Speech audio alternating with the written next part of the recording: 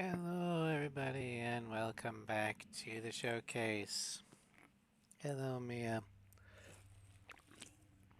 So, yeah,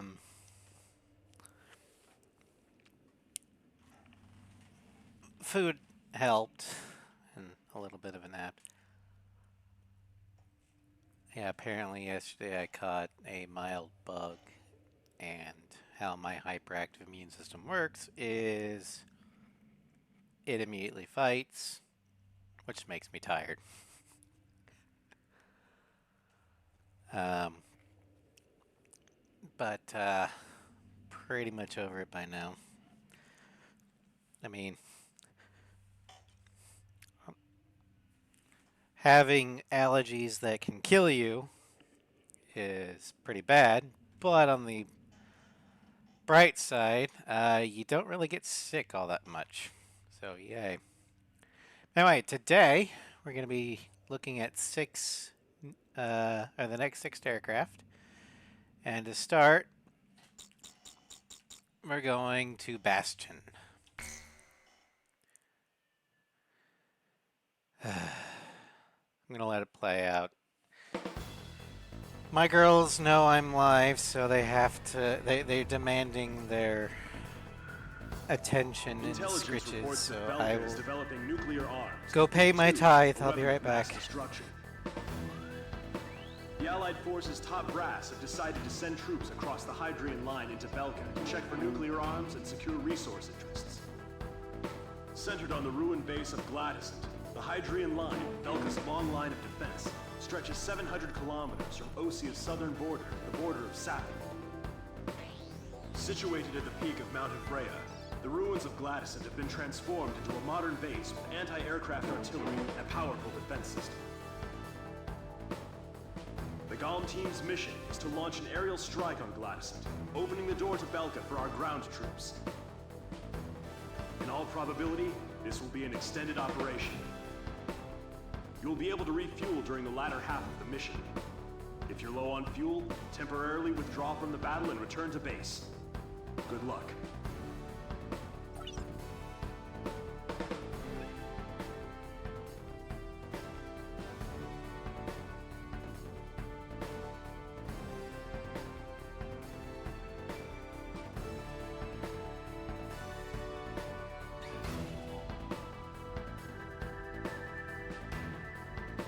The joys of being staffed to two kitties. Hello, Starscream. Welcome to stream. Yeah. Princess Macy demanded scritches, so I gave them to her. She's like, okay, you may now go stream. Anyway, our first aircraft for today. Doesn't sound happy. It's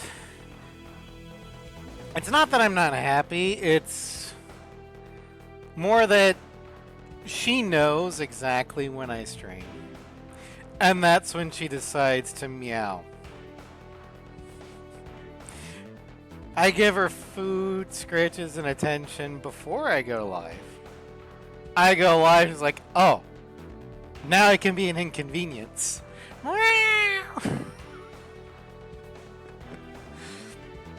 And she knows that I'm too weak-willed to tell her no.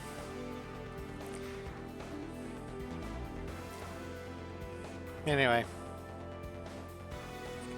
Yeah, I've got two cats. Kimmy doesn't care if I stream or not. She's fine. It's Macy that demands the attention. But anyway, we're going to go ahead and take a look at the F-16 XL.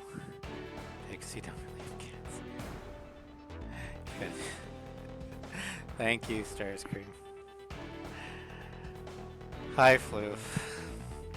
And I've shown pics of my girls in Discord before. Anyway, first aircraft is the F-16 XL. It is an attacker version of the F-16. This modified F-16 features a double delta wing for better acceleration and maneuverability at low speeds. Its increased wing area allows for greater weapons payload, ideal for ground attacks. Some real strange stats. And thank you for the watch streak, Floop. 7 stream streak. Assuming, of course, Twitch is accurately keeping count. It's probably higher. The XL was developed by General Dynamics. It entered the USAF's Enhanced Tactical Fighter competition in 1981, but it lost to another aircraft that we will be seeing today. It was then GIF prototype. There are 2 prototypes built, and both were turned over to NASA for additional aeronautical research in 1998. Both were fully retired in 2009 and are stored at Edwards Air Force Base. One of the 2 aircraft is currently on display. Its first flight was on July 3rd, 1982. And its sole operators are the United States Air Force and later the National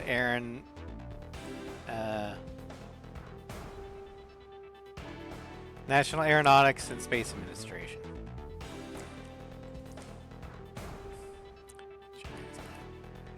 Double checking the streaks, make sure they okay. Now for strange real stats.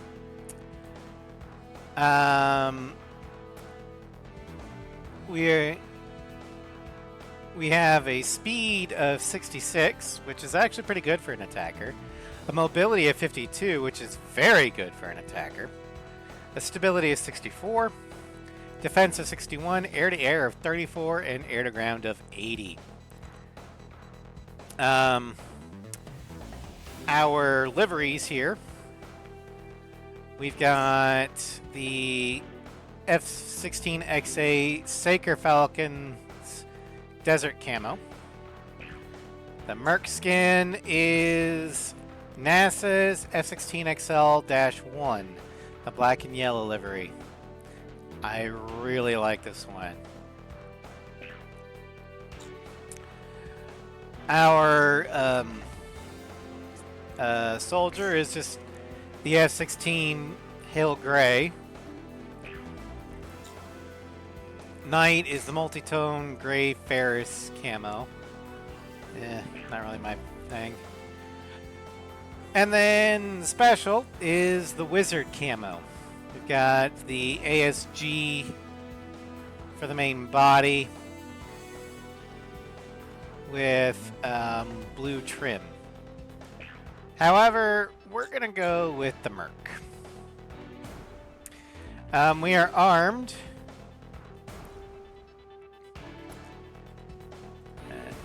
Hold on. Been grinding the shit out of school for a while. Better yet, while I got back in favor of sport, losing pounds of. Ooh, nice. Well, I'm glad you're doing well in school and in fitness, Starscream. Keep up the good work. But our weaponry, we've got 68 AIM-9M Sidewinders as our standard missile. I'm pretty sure...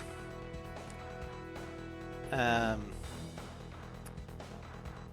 it had one 20mm M61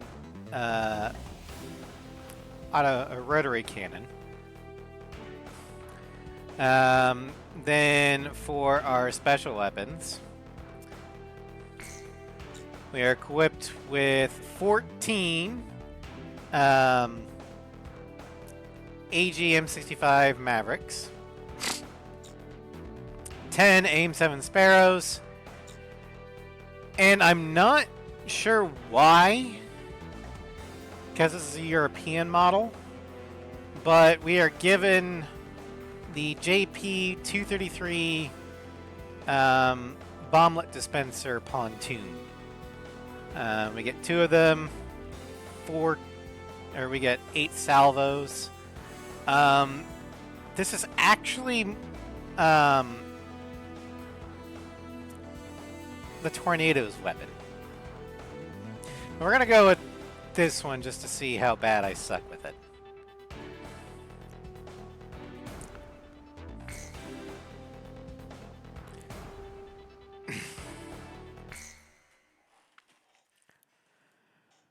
All right. Now, I'm going to be honest, this is not the best version of the XL. I'm going to go ahead and give that one, or the best version of the XL, to a 7th. It's been given a shit ton of bombs. AGM, Mavericks, and equipped with the AMRAAM. And this one isn't too bad.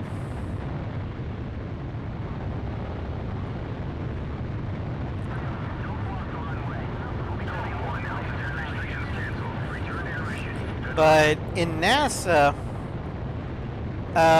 this was primarily used to research laminar flow because of the wing design.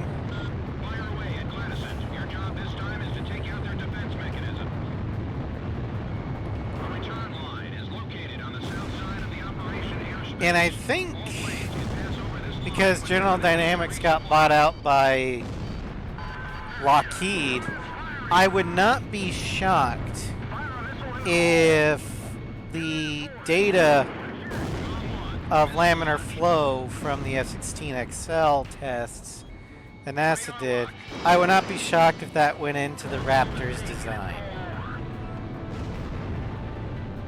I don't know if it is for sure. I don't remember the exact timeline of when the Raptor was designed versus its construction.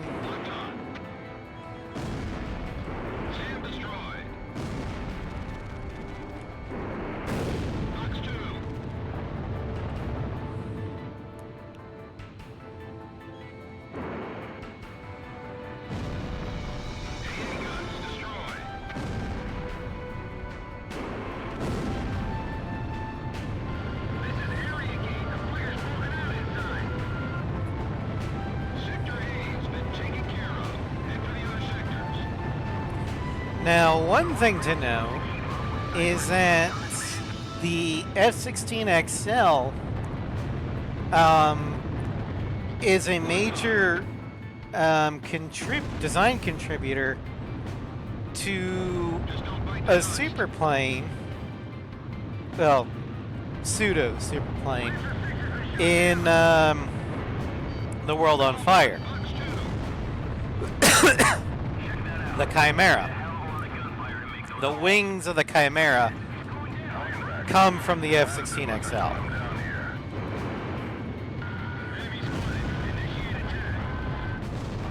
Whereas the body is more of an Su-57 and the cockpit is that of the Raptor.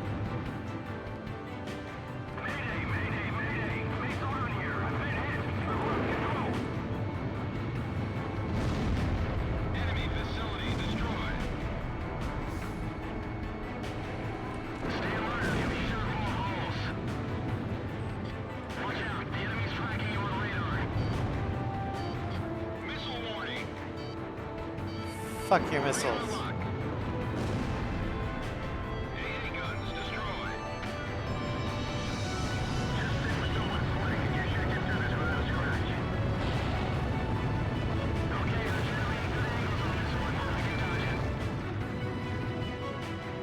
I know you. Yeah, I'm doing better.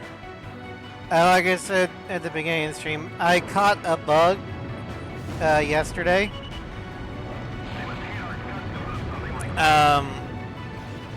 But due to my Well, since I have allergies that can actually kill me, and allergies are essentially your immune system working overtime, when they actually have something that's harmful to you, uh, it takes care of the problem really damn quick. So when I get sick, I get tired for a while. Temperature gets raised a bit because, you know, that's how it works. But usually I'm better within 24 to 48 hours. And yesterday I was able to go home early from work because I had sick time and rest most of the day, so I was able to kind of stream last night. And if I was able to take today off, I would have been just fine. But I didn't have any sick time, so I had to work all day, which sapped my energy. But food and a nap after work helped a lot.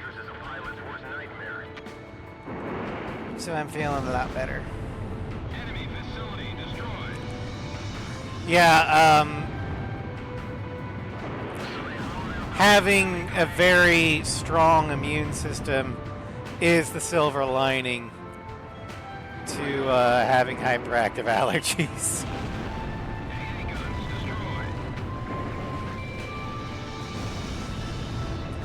There's not many upsides, but I'll take that one. Oh, I'll be fine by tomorrow.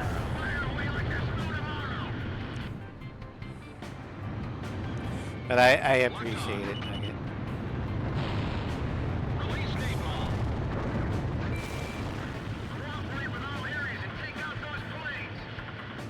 Alright, let's head back so we can reload.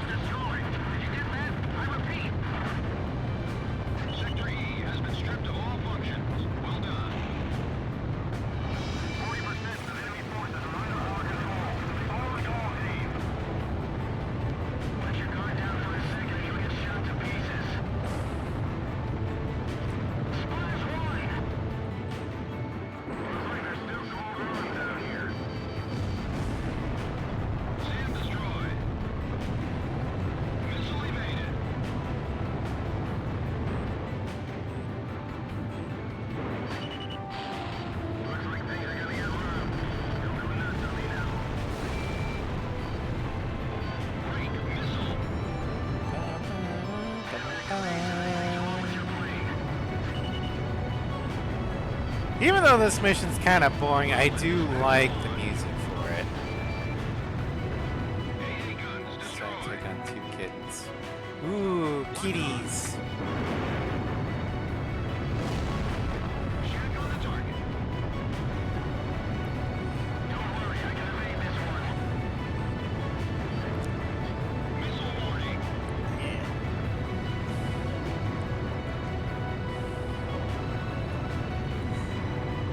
Do you know what color they are? Like, are they voids? Are they calicos? Gray tabbies? Or are they orange?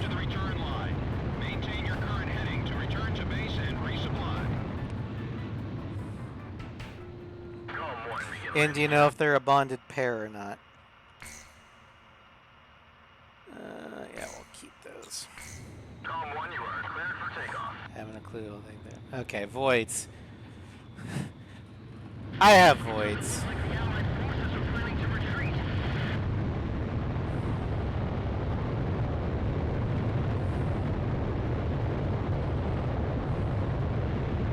Floof has an orange.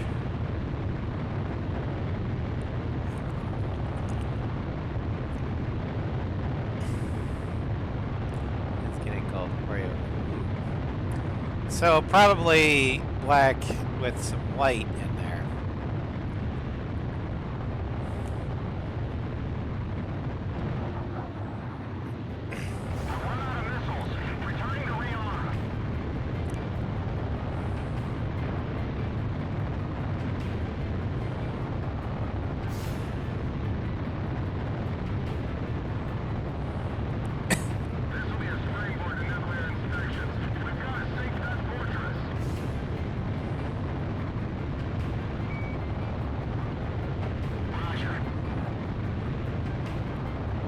Go kill it, Pixie.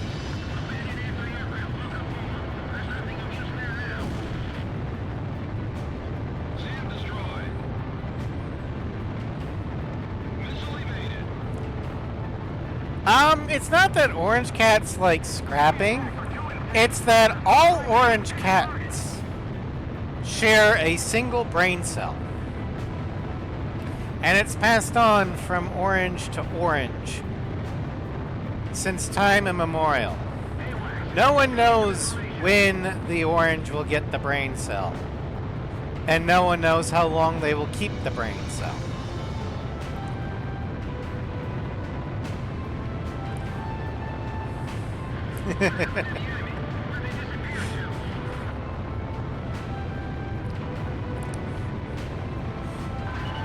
To be orange is to just vibe with life.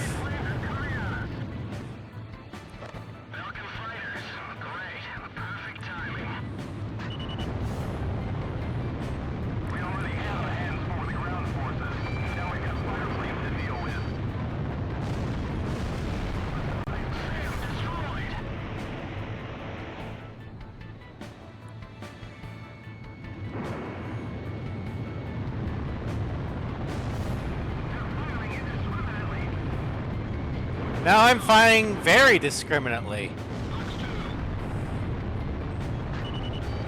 All of my bombs hit the ground.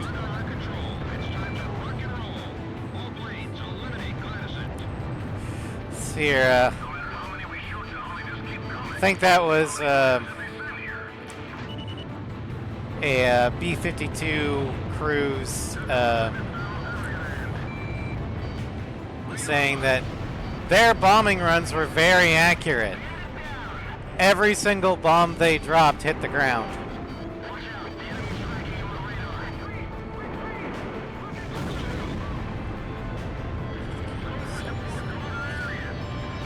Oh yes. The reason why you guys never really hear my cats during stream is because they're not allowed in the stream room. And that's because of one of my voids. Macy. That little shit likes to eat cables.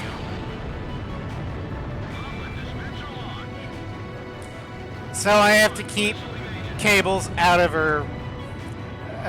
Like, in most rooms I have to keep cables tied up, minimize them, but in the stream room, there's just too many. So she's not allowed in here because I don't want her to fry.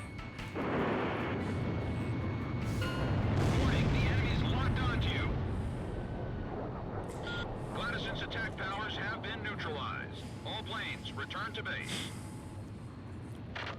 I mean, I love my Macy, but she is a little she's a shit disturber.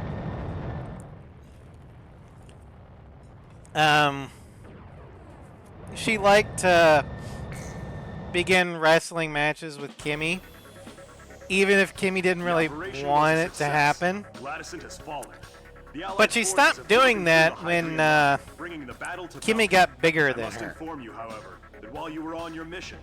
So now she can't really throw Kimmy around anymore, and if Kimmy doesn't want to wrestle, she's got the weight to back it up.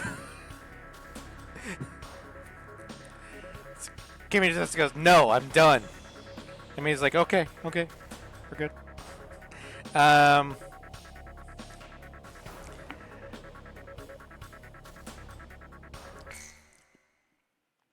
Macy chews cables. She's the vocal one that likes to meow for attention. She's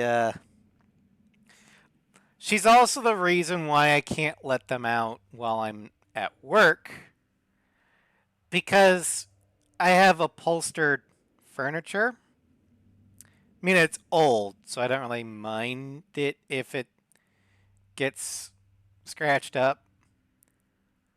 I mean, they're from they were cheap 70s era, so it looks like it came out of the 70s. Um, but the way it's upholstered, she loves the feel of it. Unfortunately, and this has happened before, she got caught, or claws caught, while I was at work. Fortunately, didn't seem like she was there for very long. But, well, not at work, but I was, I think an errand. Um, all I know, I wasn't at the house. It's a couple years ago. But she got her claws caught in the sofa.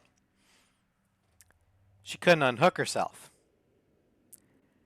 So when I get home, I just hear her panicked and mournful yowls because she's trapped. So I unhook her. And I thought, okay, well, maybe she learned her lesson. No. About 3 hours later, she comes in and starts scratching, gets her claws caught again. Fortunately, I'm there to unhook her. So, like, she's never going to learn. So they have to stay in their room while I'm at work, just so she's not trapped for like 8 hours. I'll let them out when I'm back home, but I just...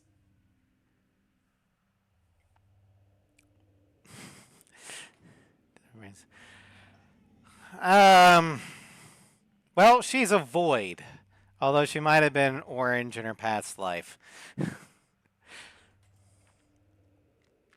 But anyway, next aircraft on the list. And Nugget, you'll probably like the next aircraft. We're going to mission 14, Mars.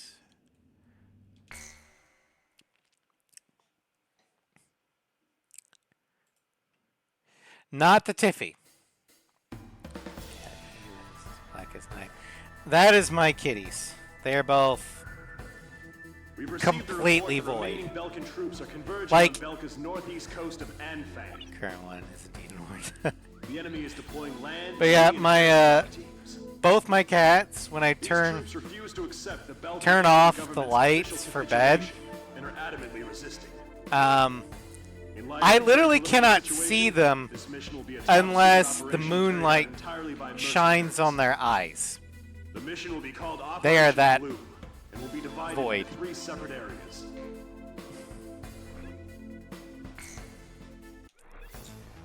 But no, not the Tiffy.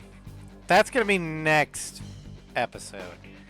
But the next plane is indeed a Royal Air Force plane. The Tornado GR4.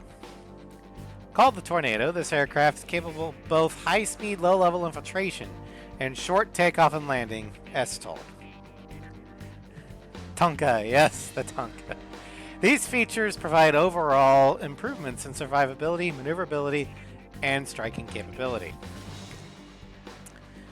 Let me pull up Real Strange stats.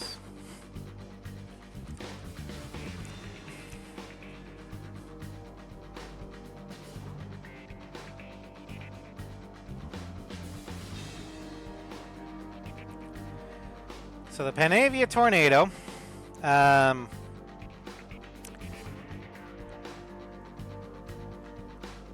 was made by, well, Panavia, or Panavia Aircraft GmbH, which is a German company established by the 3 partner states of the Tornado Multi-Role Aircraft Project, West Germany, Italy, and the UK.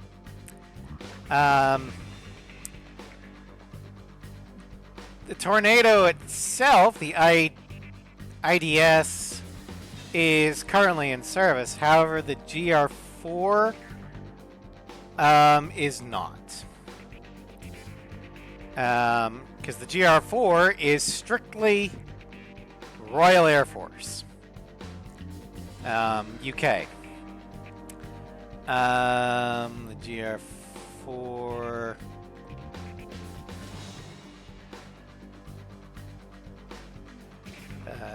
Nicknamed Tonka by the British.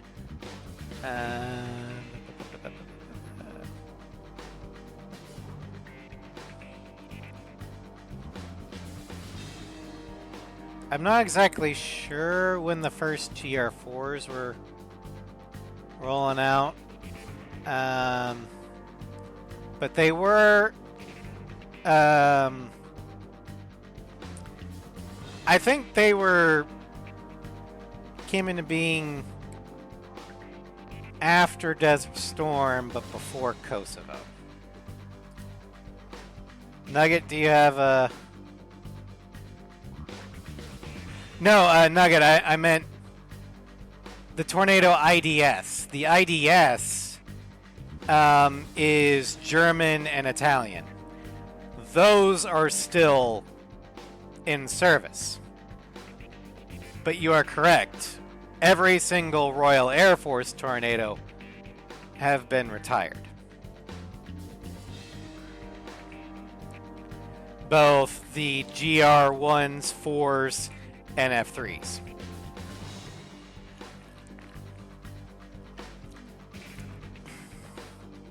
Just after that, yeah. But the GR4 was retired from the Royal Air Force in 2019.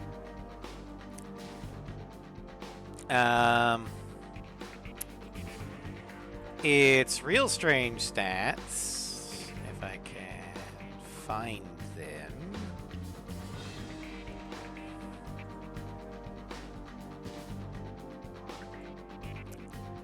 We have a speed of 63, mobility of 51, stability of 78, defense of 92, air-to-air of 37, and air-to-ground of 82.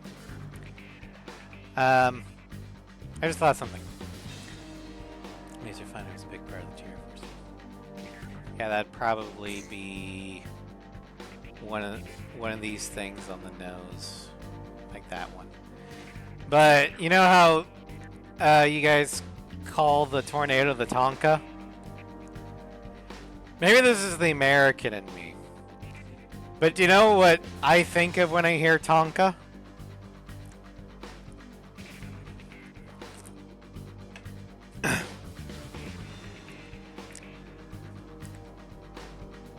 Toys, yes, but more accurately, toy dump trucks. Like the big ones.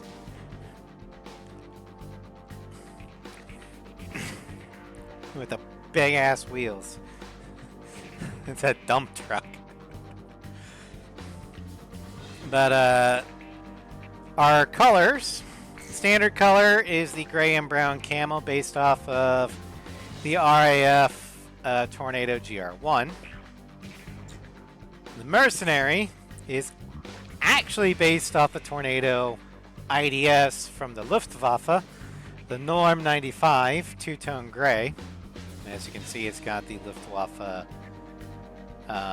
code marking there. Soldier is the brown-bodied MiG-Eater Sharkmouth. Those are based off the RAF Tornadoes serving in the Gulf War. The Knight is the upper body with a Sea Wave. Not sure exactly what it's from, but I like it. And the Special is the RSAF Tornado IDS Desert Camo design.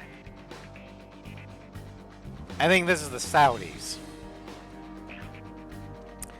But we're going to go with the Knight, just because we're kind of doing a naval battle, so having a naval-looking thing makes sense.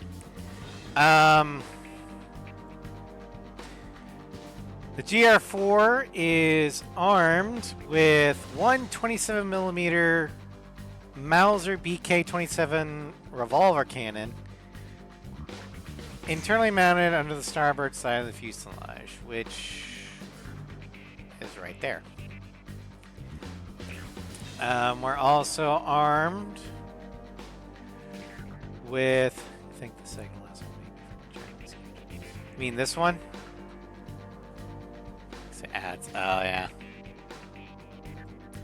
We're armed with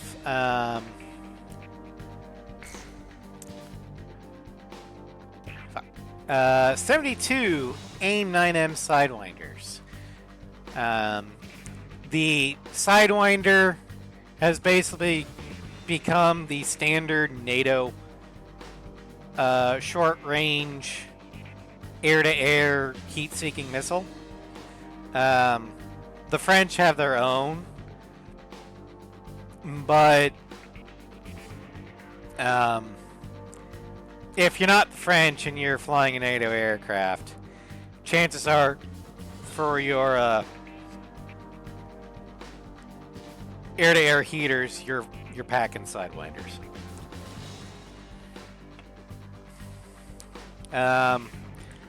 But our special weapons, the JP-233 pontoon bomblet dispensers. You get 12 salvos of those.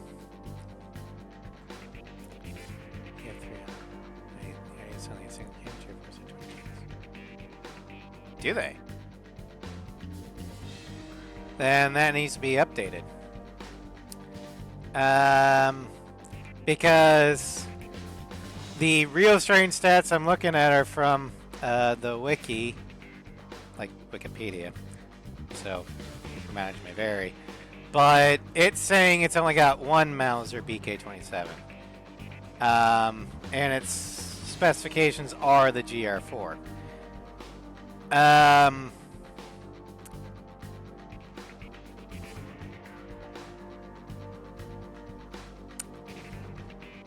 Let me look at something else. We might have to get Wikipedia to edit that. How many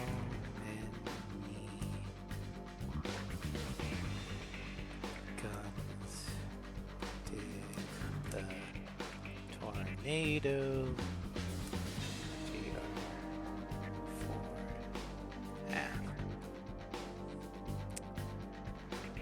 have? Okay.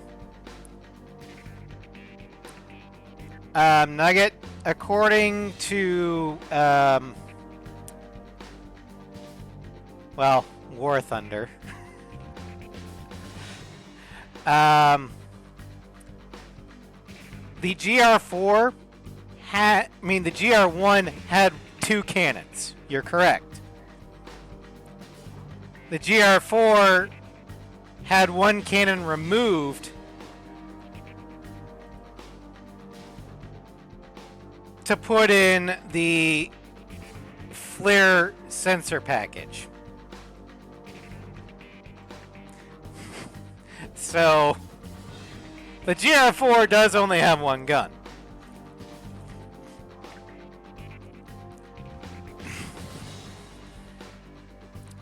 At least according to War Thunder. And as we all know, War Thunder is probably the most accurate thing we can get because of, oh no! It's been 0 days since a classified War Thunder leak. Anyway, we're also equipped with 4 charges of the GEC Sky Shadow electronic warfare pod system. 1 pod on each wing. But we're actually going to be using a very odd looking model, but this is supposed to be the Sea Eagle anti-ship missile. And we get 12 of them.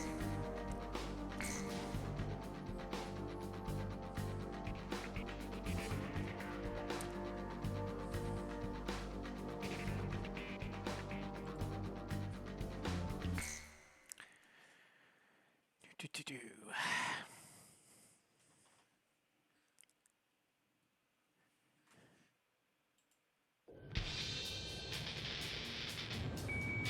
Golf team, take out Belka's remnant forces assembled at the coastline.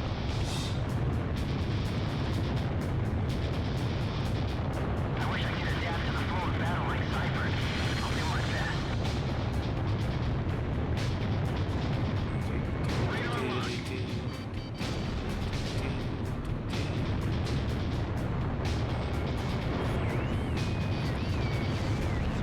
We're broadcasting live from Yeah, the Tornado GR4 is actually, like, my favorite attacker is probably A10,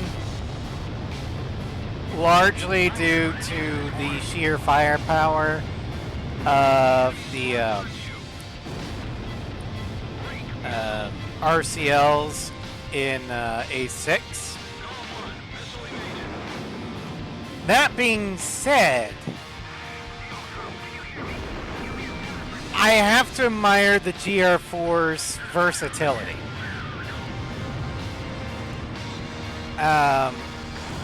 It is a much better strike attacker than the A10. It can do anti-ship, it can do ground strike, it can do limited close air support, and hell, it can defend itself in the air if it has to. In fact, in A6, for the air-to-air missions, when you're trying to do the attackers only run, I use the Tornado. Because out of most attackers in the franchise, the Tornado can actually dogfight. Oh yeah, no, the Tornado. I think the Royal Air Force made a huge mistake when they retired the Tornado. I'm not sure why they did it, probably for cost reasons. According to our sources, the agreement But also touches on the possession of nuclear armaments. Nevertheless, the Great War that enveloped I mean, Eastern countries and you could say the same thing about the United States Navy and retiring the Tomcat. Cost cutting, yeah. Well, the Navy retired the Tomcat mainly so Iran wouldn't get the parts.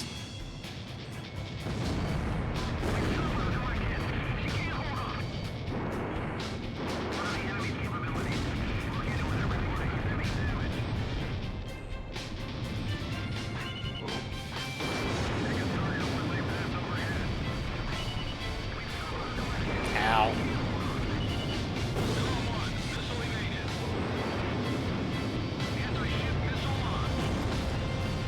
But yeah, I think the RAF strike fighters, I think, is going solely to the F-35. Which, don't get me wrong, the F-35 is a great strike aircraft, but the problem with using stealth aircraft is they're expensive as shit.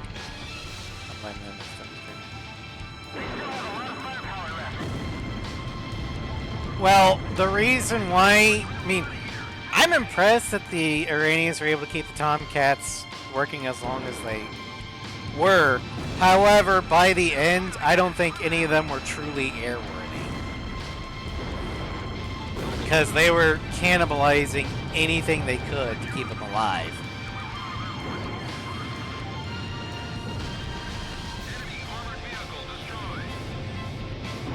And a large part of that was because the Navy not only retired the Tomcat, but they destroyed as much of the Tomcat's assets as they could.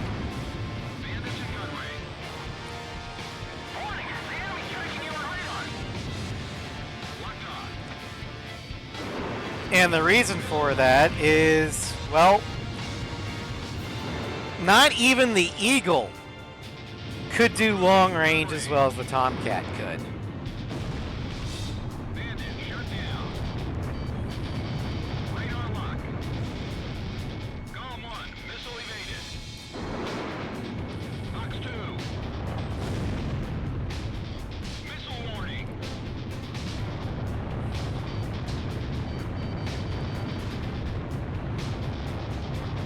Missile evaded. At least at the time. Locked on. I think I can do it now with upgrades and stuff, but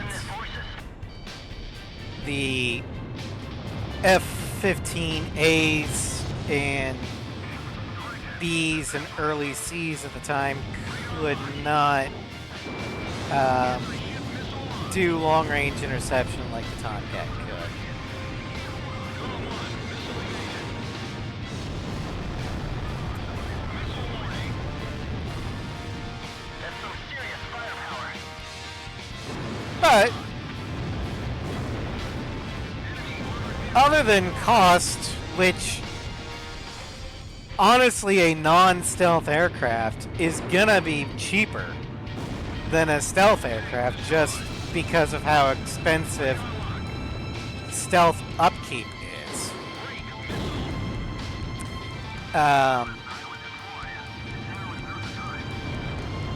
I think the Royal Air Force and the Royal Navy actually increased their costs by going for the F-35.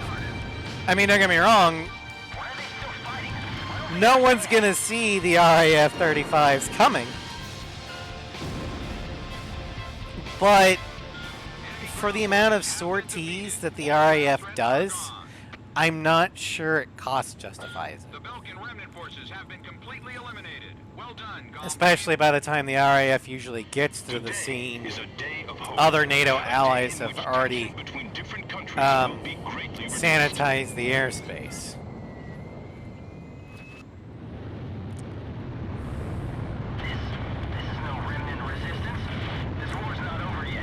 And if the enemy airspace is sanitized,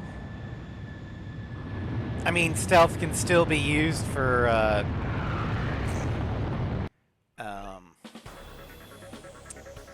eluding Your help, ground the operation was a defenses. success. The ceremony was also conducted without any trouble. We're still investigating But why so many enemy forces were converging together. one of the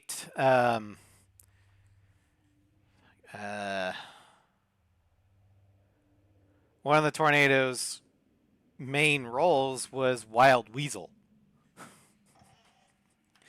And for that, you don't want to be stealthy. You want to draw fire, because that will force them to hit you with an active radar ping, which telegraphs the enemy radar's position.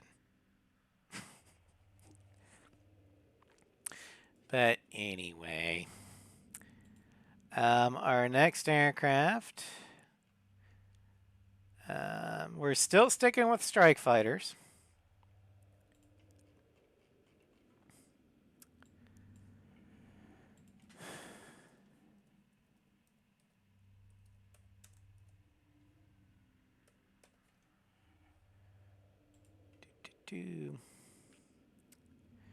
All right.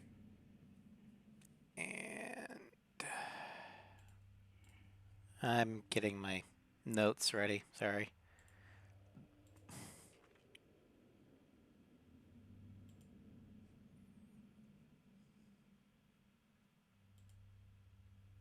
There we go. All right. All right, for even buying some A versions of 35 as well. Really? I knew they were going all in on the Bravo, or the VTOL ones, because you guys don't have a carrier that can do catapults. So you can't actually use the Charlie version. But I didn't know that they were getting the A version. I mean, the A version is better than the B version. The only thing the B version's really good at is vertical takeoff and landing. Otherwise, get either the A or the Charlie. Although, for the Charlie, you'd need a Kato bar carrier. Anyway, we're actually going to the same mission. Because naval. Yeah, there's not really any good fleet battles in Ace Zero. And I get it.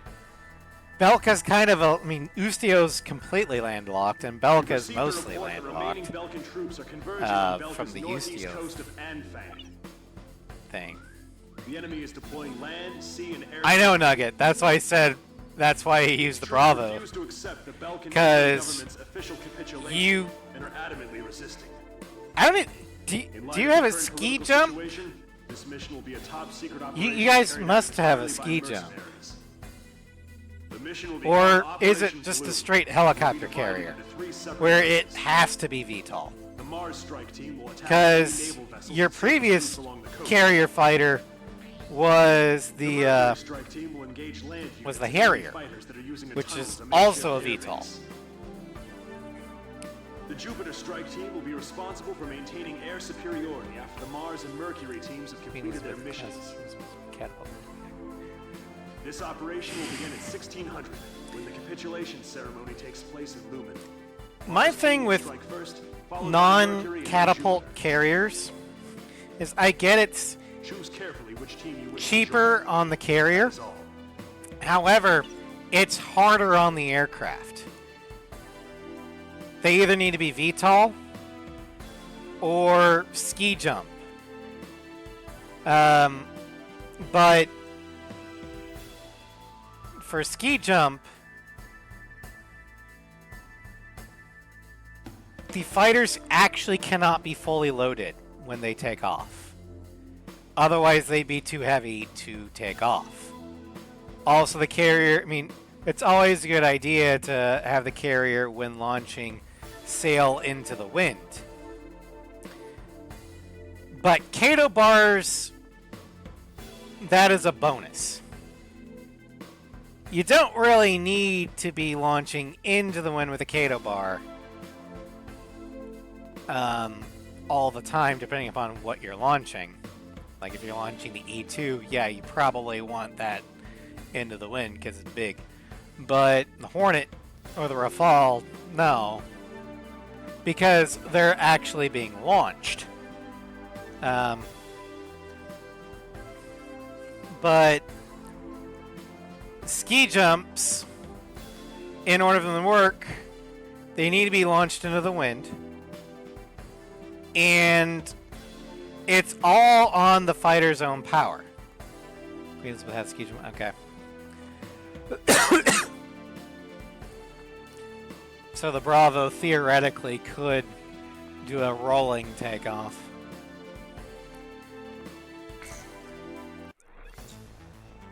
But yeah, that's the biggest problem with ski jump and VTOL aircraft carriers is you cannot load your aircraft up with as much payload as a Kato bar can.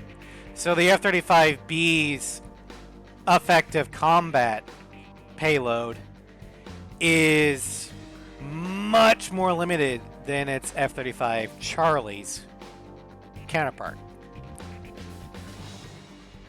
Same thing, the naval S-233 back in the day, because the Russians don't have an aircraft carrier anymore, it could not carry as much payload, or fuel for that matter, as the Rafale or the FA-18. Because both of those are Kato bar. Anyway, next aircraft, the F-2A Viper Zero. An F-16 variant developed through an international collaboration. While its design is optimized for air-to-ground and air-to-ship combat, the F-2A... Oh, shit. Had the wrong button. You can get around the Harriers. mistake. Yeah, the Harrier was a tough little thing. And it wasn't stealth.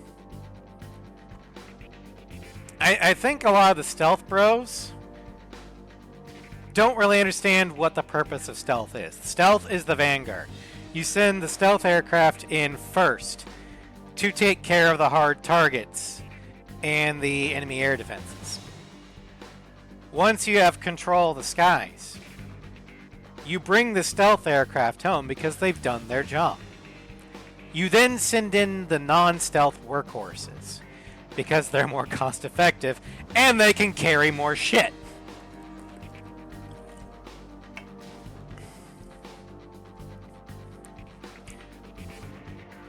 Also, I think the Kiwi could carry more Harriers because they're smaller. Anyway, design is optimized for air-to-ground and air-to-ship combat. The F-2A is also an effective air superiority fighter.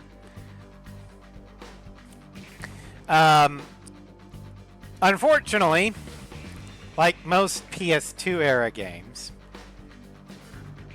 in the handhelds, this is mistakenly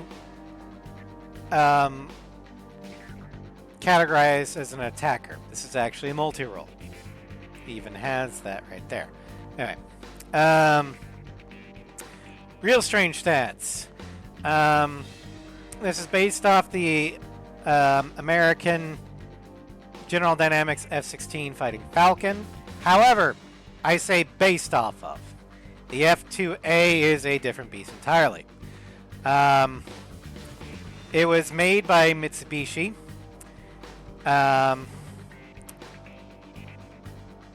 It was manufactured from 1995 to 2011. It was introduced into the JASDF in the year 2000. Its first flight was October 7th, 1995. 98 have been built, and they are currently in service. Now, the main differences, aside from avionics and targeting equipment, is, I don't know if you can actually see it very well,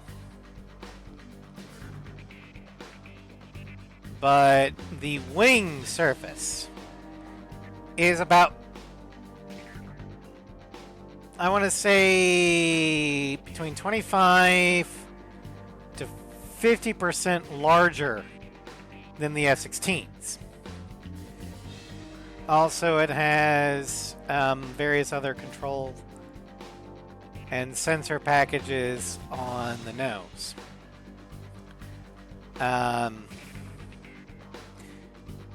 The bigger and larger wingspan means it can carry more shit.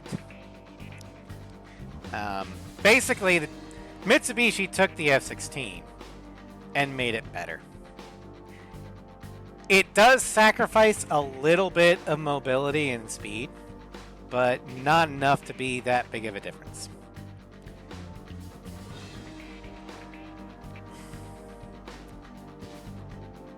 F2 is significantly bigger than S16. Yeah, it is. So the aircraft have to be flown with a certain number of teams. That's true. There are so many sacrifices an aircraft has to make in order to achieve stealth. Now,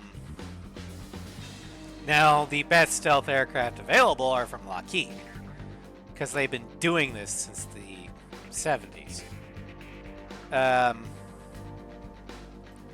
But you sacrifice payload, fuel, angle of attack, and to some extent, active radar.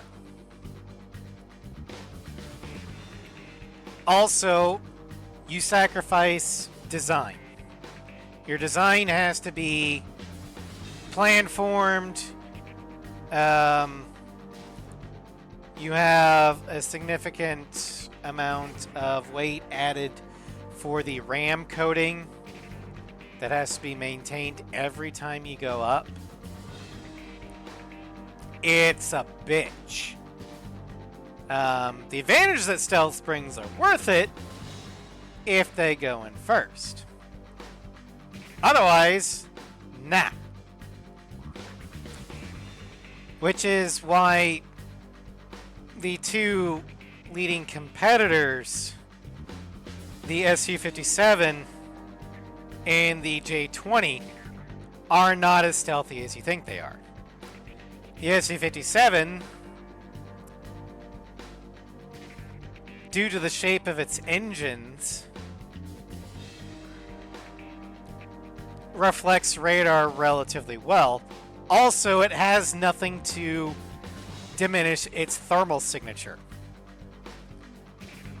This is true, Nugget. The first stealth aircraft was the de Havilland Mosquito because it was made of wood.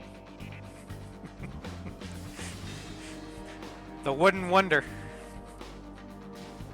But the main problem with the J-20 and its stealth is because for some reason the Chinese decided to alter their answer so it doesn't look like they cheated off the Raptor. They pushed the wings all the way back. So they basically put the tail up front and the wings all the way in the back. And while it probably does help with maneuverability, the main problem is anytime that the J-20 needs to maneuver at all, those Dumbo ears of canards are gonna flex. And by changing the angle just a little bit, the radar cross-section gets bigger. So basically, the J-20 is only stealthy when it's flying in a straight line. Perfectly level. The minute the second it has to maneuver, boom! All of NATO and Seattle knows they're there. I would say all of China knows they're there, but it's a Chinese aircraft, so that kind of defeats the purpose of the meme.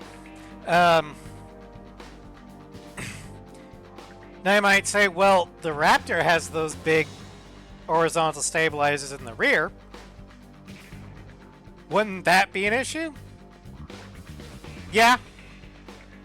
But the advantage of having them in the back rather than the front is usually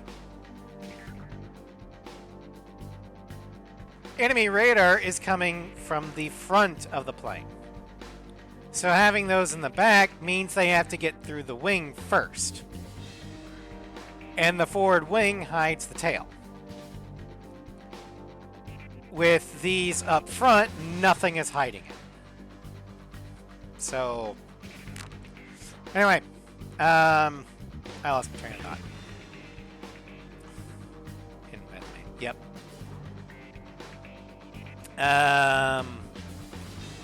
Strange real stats. The Viper has a speed of 63, mobility of 55, stability of 70, defense of 62, air-to-air of 40, and an air-to-ground of 85. Our liveries, the standard, I hit the wrong button again, is the tried and true marine blue JASDF. The Mercenary is the SP color from Ace Combat 5. And according to that, it doesn't come from anything.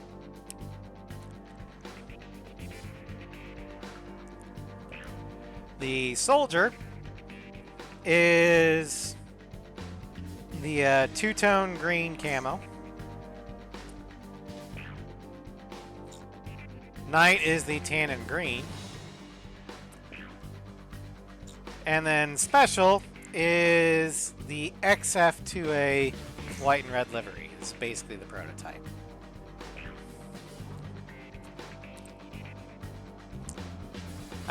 We are armed with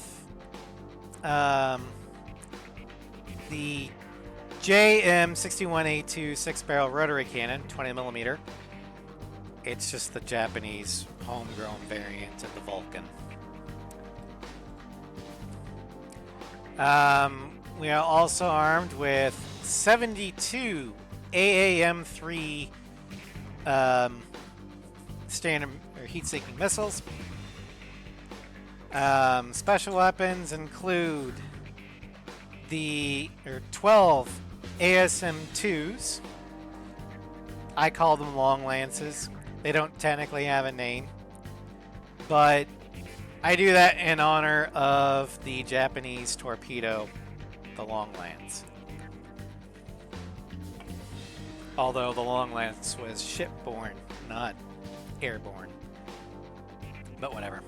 And we've also got 20 AAM-4s, which is the Japanese version of the AMRAAMs.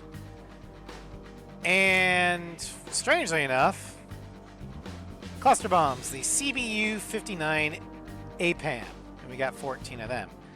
But we're going after ships, so we're going to take the ASM-2, the long lance.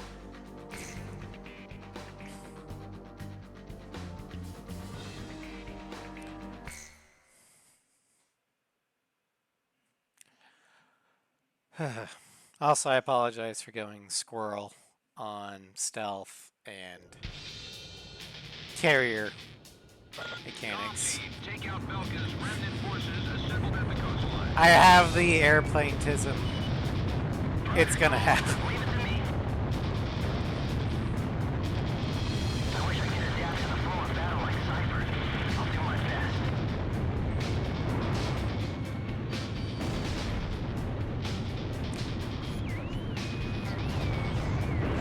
We're broadcasting live from the signing ceremony here in Lumen. Senior officials from each nation have come here in hopes of a peaceful solution. Enjoy it. Okay. At least if you guys are enjoying the tism, that's all good. I'm gonna put an end to this war.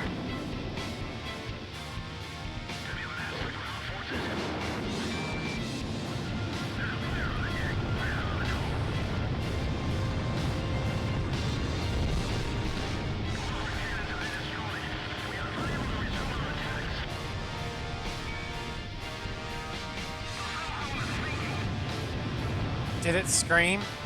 Ah!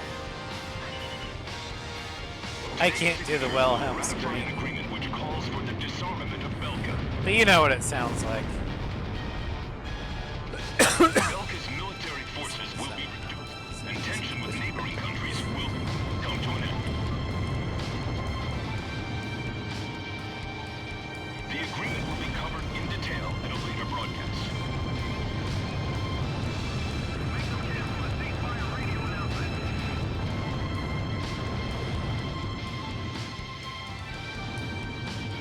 According to our sources, the agreement also touches on the possession of nuclear armaments.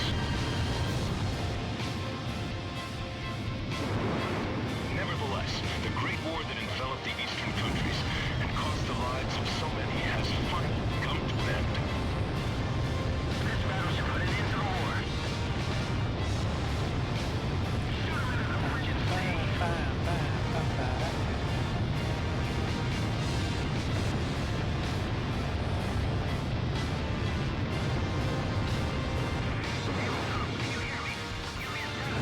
Yeah, you guys might have known this, but I love the F2. Like, I prefer this to the F-16.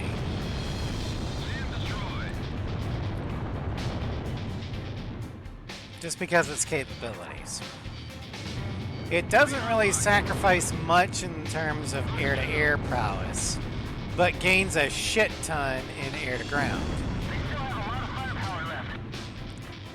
In fact, the only time where the F2 isn't better than the F-16 in these games is a 6. And the only reason why that's true is because, for some reason, High Command thought it'd be a good idea to give their starter plane a literal war crime.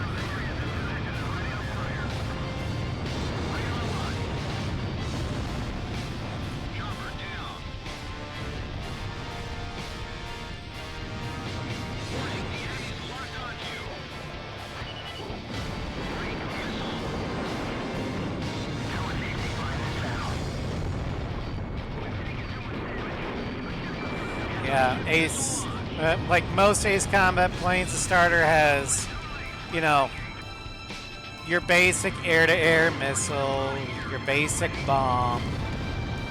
Ace like, nah. Most powerful air-to-ground weapon in the game. From the beginning. Enjoy.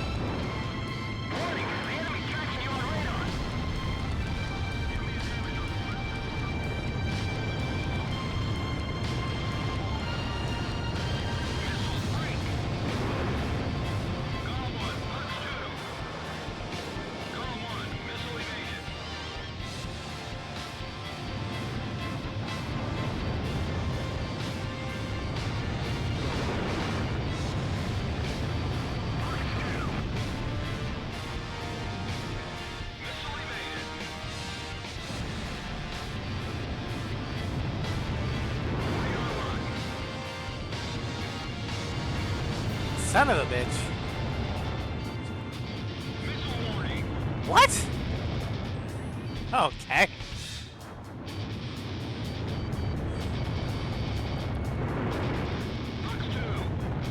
I mean, yeah, I'm not sure why it gave you that ad, because one, you're married, so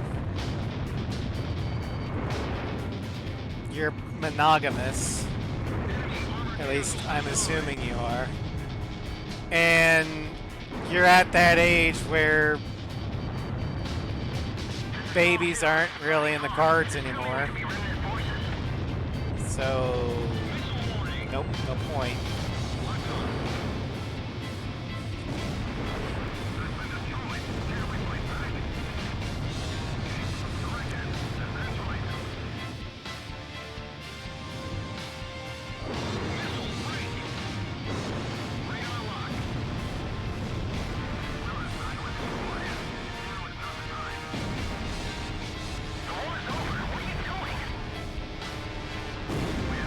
Yeah, I haven't had a Twitch ad in forever.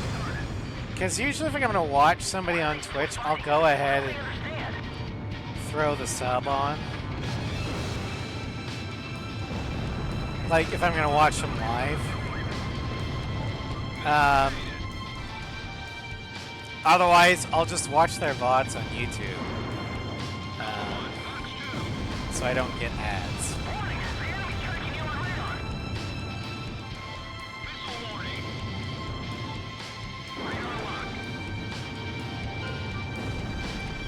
Yeah, I don't actually watch that many people live anymore, just because I stream so often that most of the people that I'd want to watch, I'm streaming during that time anyway, so... Today is Or a day of hope. A day in which they stream while I'm at work. countries will be greatly reduced. Legend.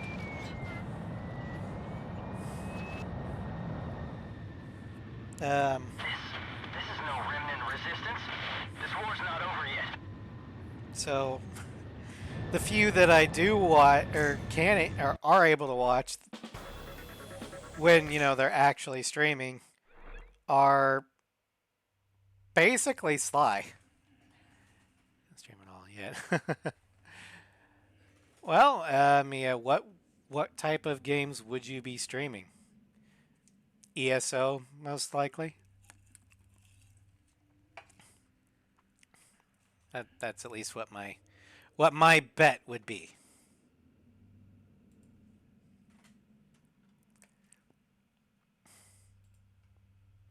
All right.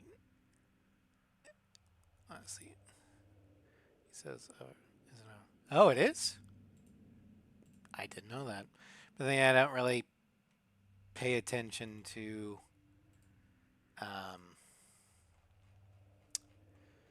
MMOs anymore. Destiny kind of killed the MMO for me.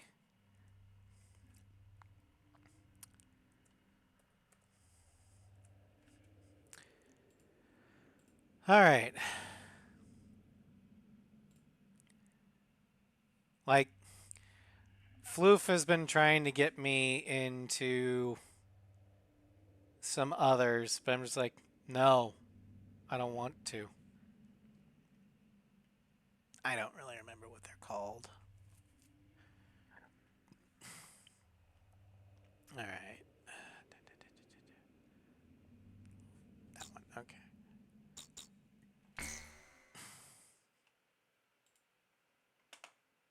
More. Are you playing the SP mission? It'll probably be when we get back to Zero's unlocking streams.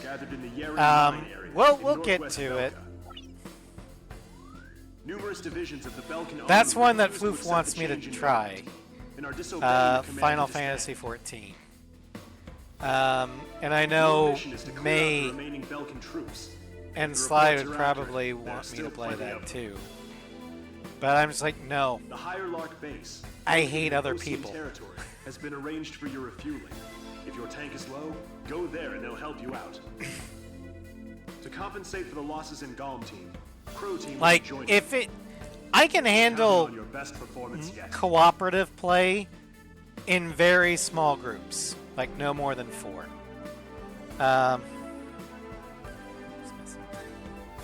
No, we'll get to the SP missions. Don't worry, Nugget. It's just not in the scope of this particular series.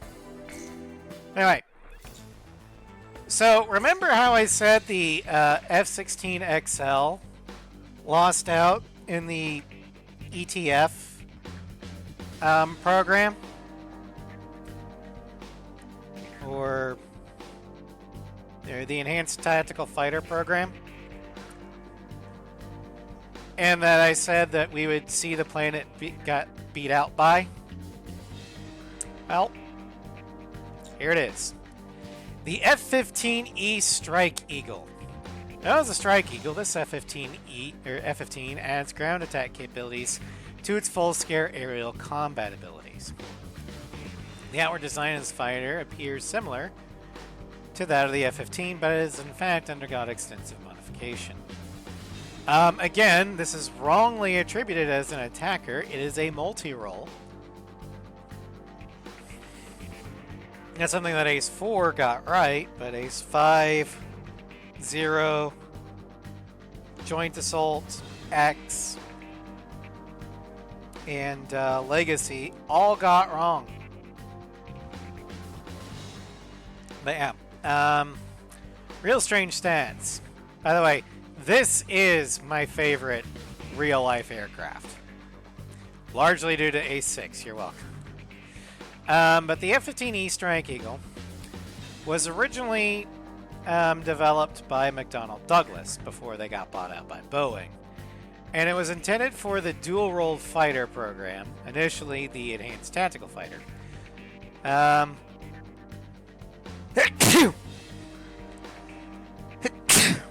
Stupid allergies. But it was designed for long-range, high-speed interdiction without relying on escort or electronic warfare aircraft.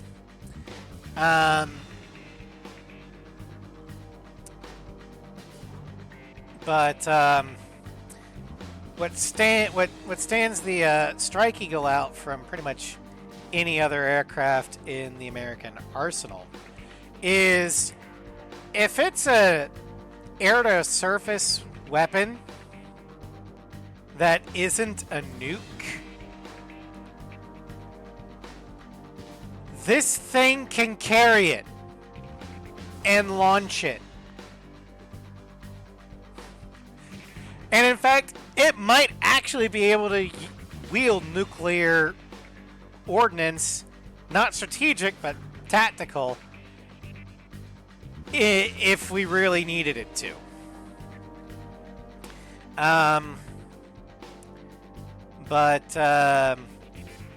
It's manufactured by McDonnell Douglas from 1985 to 1997 After that, Boeing took over from 1997 to 2017.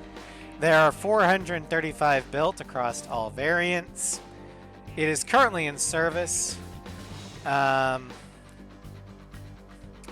the Strike Eagle is expected to remain in USAF service until the 2030s. Its primary users are the United States Air Force, the Saudis, the Israelis, and the South Koreans.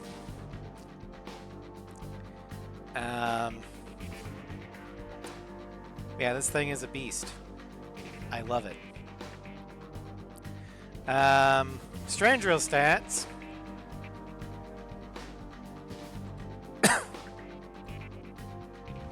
It has a speed of 73, mobility of 55, stability of 77, defense of 75, air-to-air of 42, and air-to-ground of 87.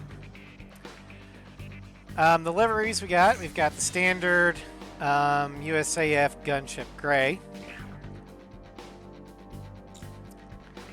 The Mert gets the three-tone tan, brown, light gray based off of the F-15I Ram. I probably mispronounced that, but it's the Israeli version.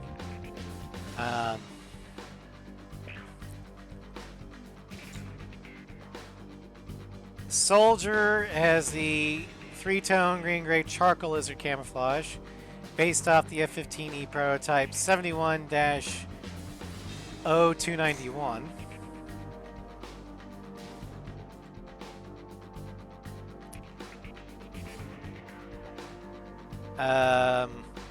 Alright, see you, Mia. Take care. How do I get the exact numbers of the stats? I didn't get them. I'm reading them directly off the wiki.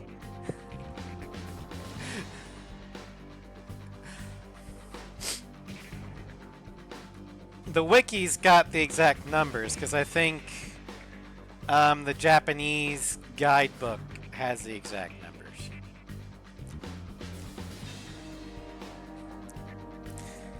But yeah, let's see here. The Knight is the Compass Gray Ghost with dark blue overlay based on the F-15 DJ02-8072 Naka-Eo from the JSDF. Which I have to admit, this is a nice looking Strike Eagle livery. And then the special is low-vis tiger pattern. This is the named Ace livery from Ace 4. So we're going to go ahead and go with the Knight. We are armed with a shoulder-mounted M61 Vulcan 20mm rotary cannon.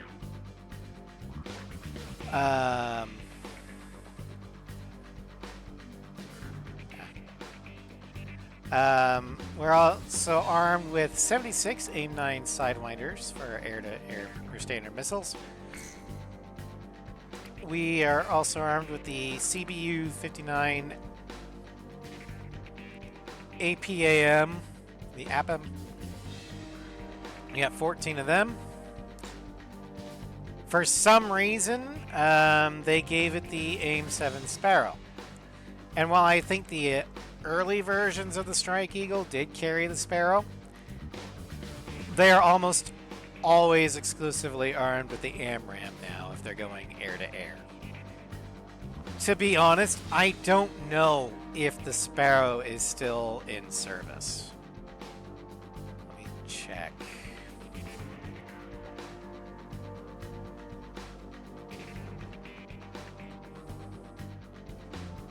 Okay, so it's still in use.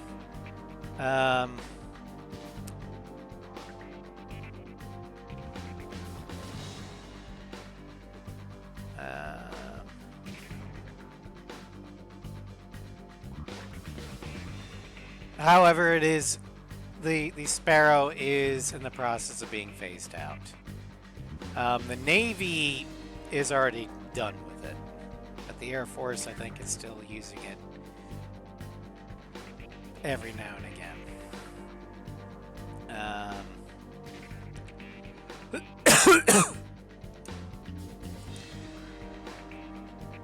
That said,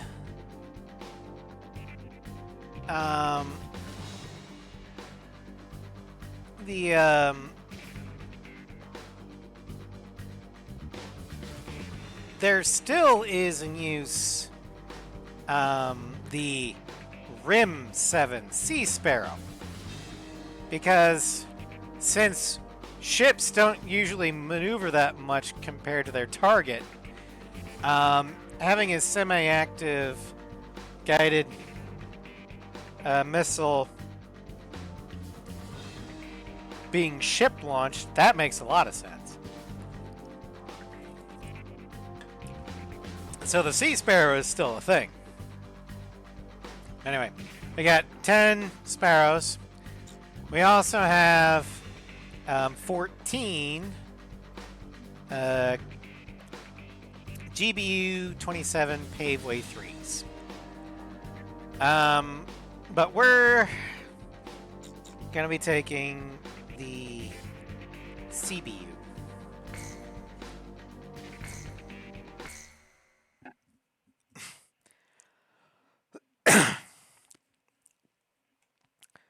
Now, I'm going to be honest.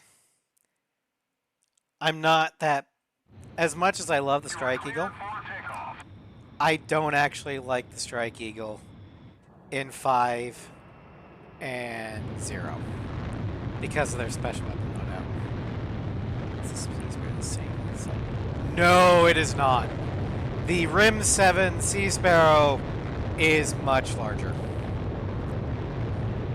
than the AIM 7. Which means the Rim 7 has a much longer range and a much bigger warhead.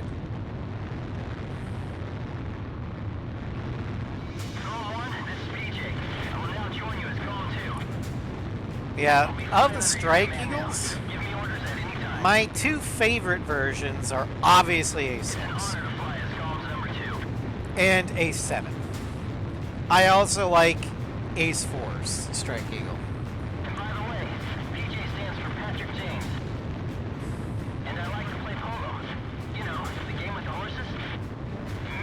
Could you focus? The return line is located on the west side of the operation airspace.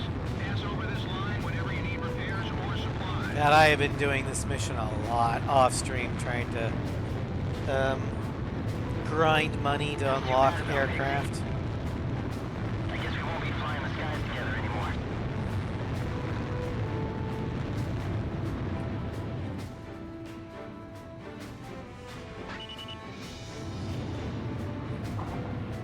Bomblet dispenser launch.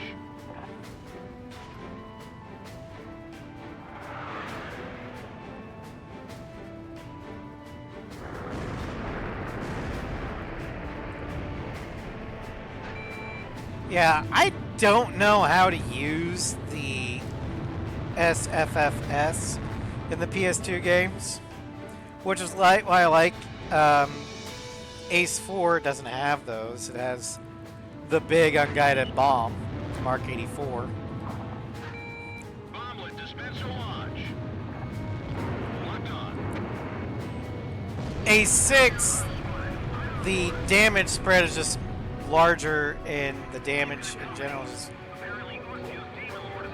more damage because it's A6. And A7 actually gives you a field of fire, so you know how the bomb spread's gonna play out, so you know where and when to launch it. Radar lock. Warning, the enemy's striking you on radar.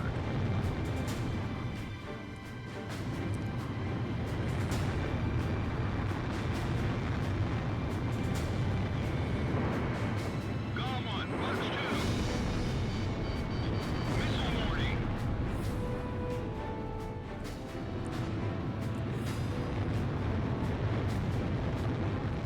And then with A7, well, in A6, I like the Strike Eagle's weapons. The fact that, while it does have the SFFS, it's got the AMRAAMs and the 6 volley launch. It's got the CBUs. It's got the Mark 84s again. And it's got the Mavericks with the lantern system. And then in A7, vanilla-wise, the CBUs are much better because you actually know what you're doing with them. It gives you an indicator of splash radius, where the bomblets are going to go, and all that stuff. You also have AMRAAMs in the 6 volley. And with mods that up the performance of the TLS, the Strike Eagle is basically a super plane.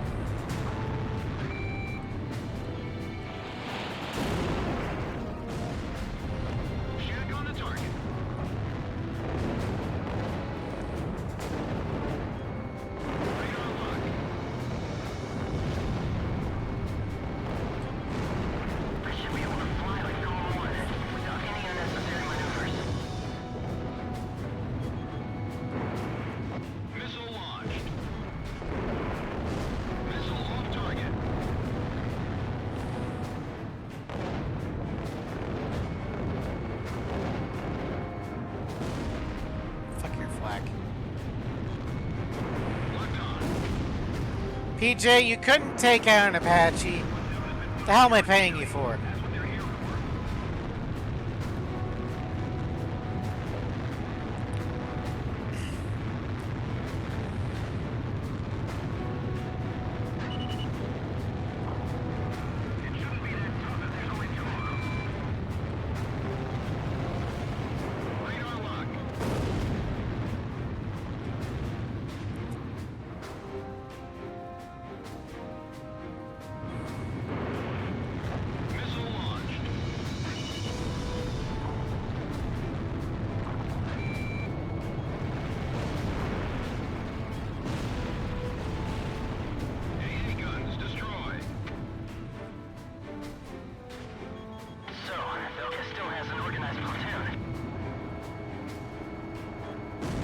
I don't know if I would actually call this Belkin.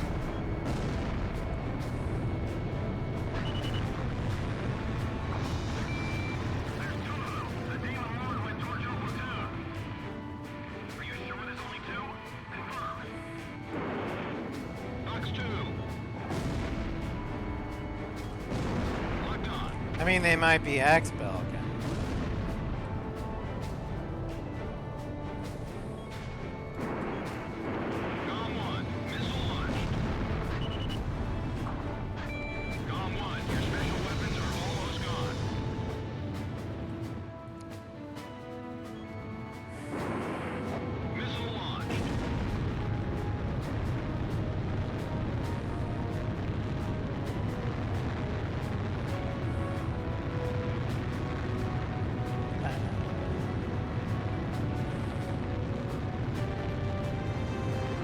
Yeah, this episode is going to be primarily strike fighters. That is one huge facility.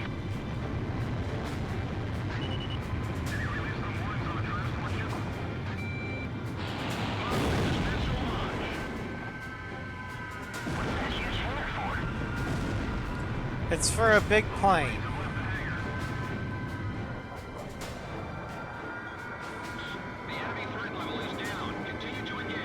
Although it's way too small to be the hangar for the XPO.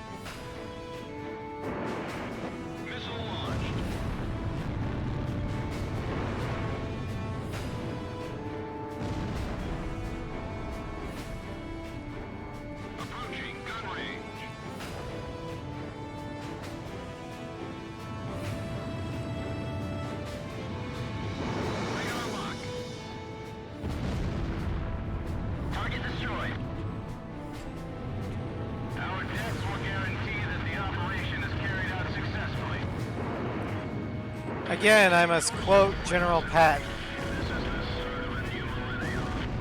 Wars aren't won by dying for your country. Wars are won by making the other poor dumb bastard die for his country.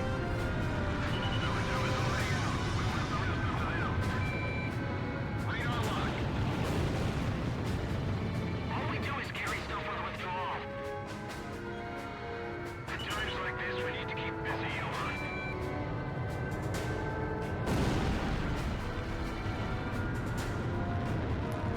Alright, let's head back to Hierarch. No, he's not. I mean, love him or hate him, Patton was an effective general. Roger. We'll concentrate all fire on air targets.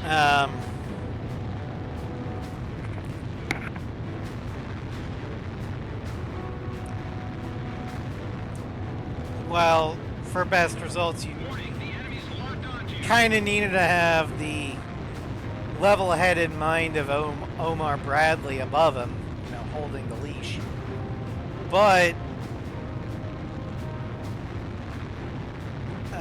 because the man forgot about logistics. But if you need something taken, Patton was your go-to. You're close to the return line. Maintain your current heading to return to Especially if you don't really care how it happens. Begin landing checks. You're cleared to land.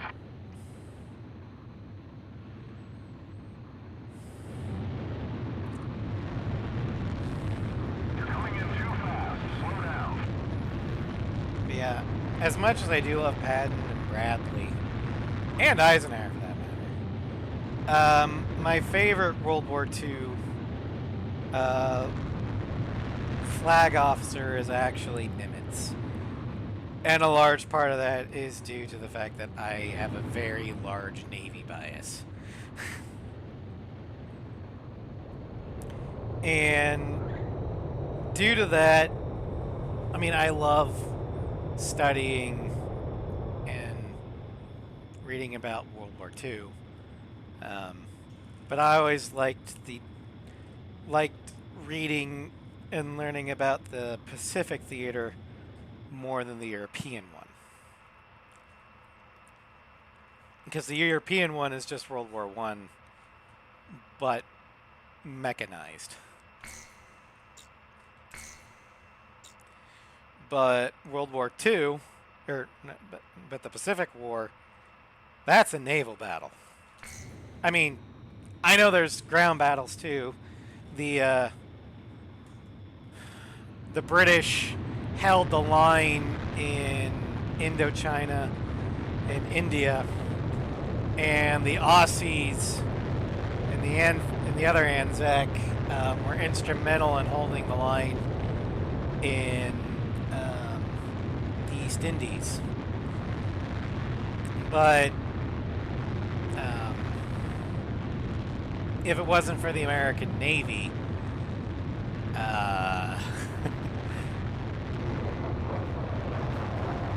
I don't think the Commonwealth would have been able to hold out forever. And a large part of the reason why the Navy was so effective was because of Nimitz. The other part is damage control, but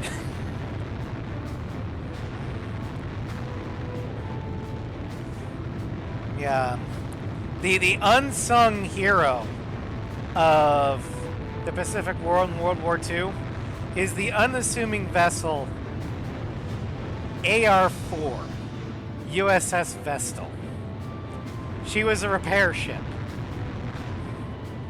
And thanks to her efforts, there are so many Allied ships that were brought back from the brink of sinking.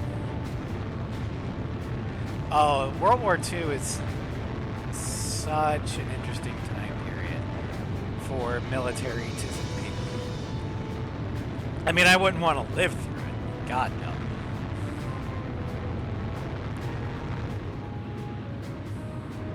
But as Pixie said, war is a collision of powers. And there was a lot of powers being collided in World War II.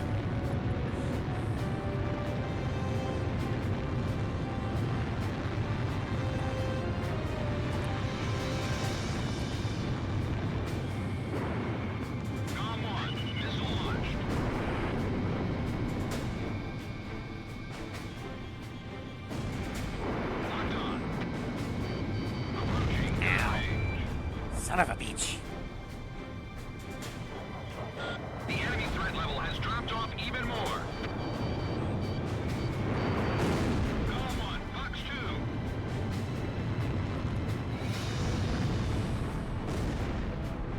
2. Yeah, this is an Eagle, so I do need to do something. Bandits in gun range.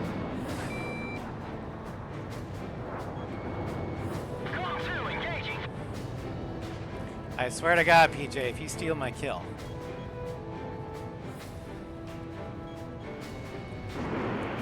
Missile launched.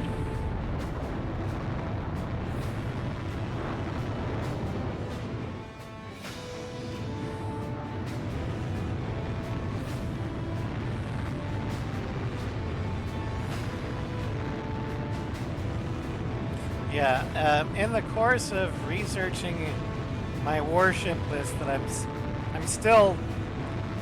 I'm actually amending it because there's a ship that I kind of initially dismissed, but as I research more into it, I kind of actually want to put it on.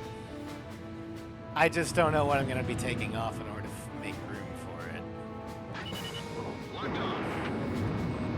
Warning, the enemy's locked onto you. Bandits in gun range. Missile break. But I might do the warship thing Launched. Activate guidance. as a YouTube stream. I don't know. Warning, the enemy's tracking you on radar. Eventually. I'm still trying to figure out how to actually present it. Locked on.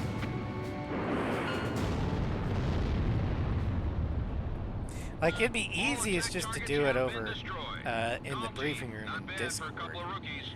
I could just throw up All right. pictures. I can play songs in the background because I won't have to worry about copyright because it's not permanent.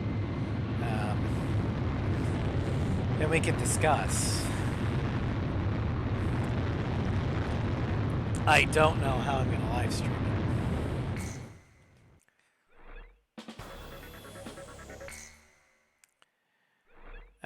But anyway, I am going to be right back.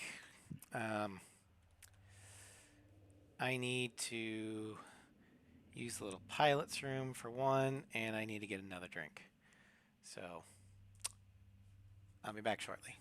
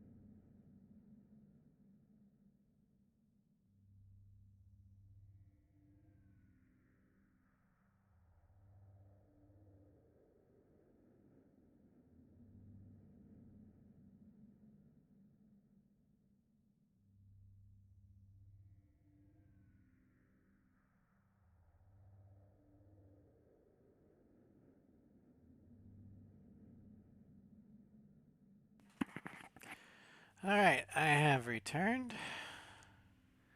Sorry about the wait.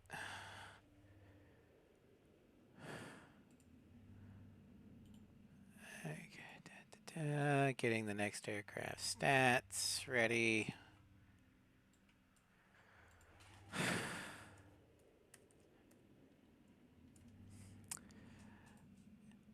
And this is going to be another attacker. Yeah. All of them tonight are going to be strike fighters. Lovely. I mean, nothing wrong with that. But all right. What mission? Okay. Gelkanos. Got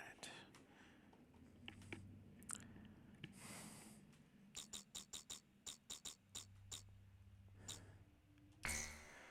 All right. So the next aircraft is the first stealth jet aircraft, or maybe I should put this better this way.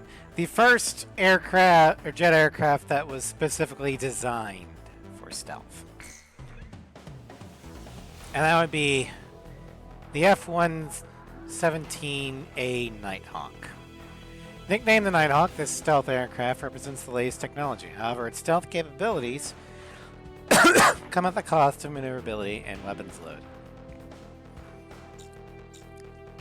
They're not kidding. Real life, this thing didn't have a gun.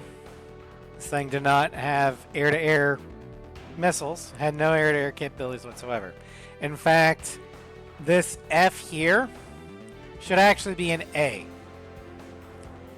But they didn't want the Soviets to figure out what they were doing.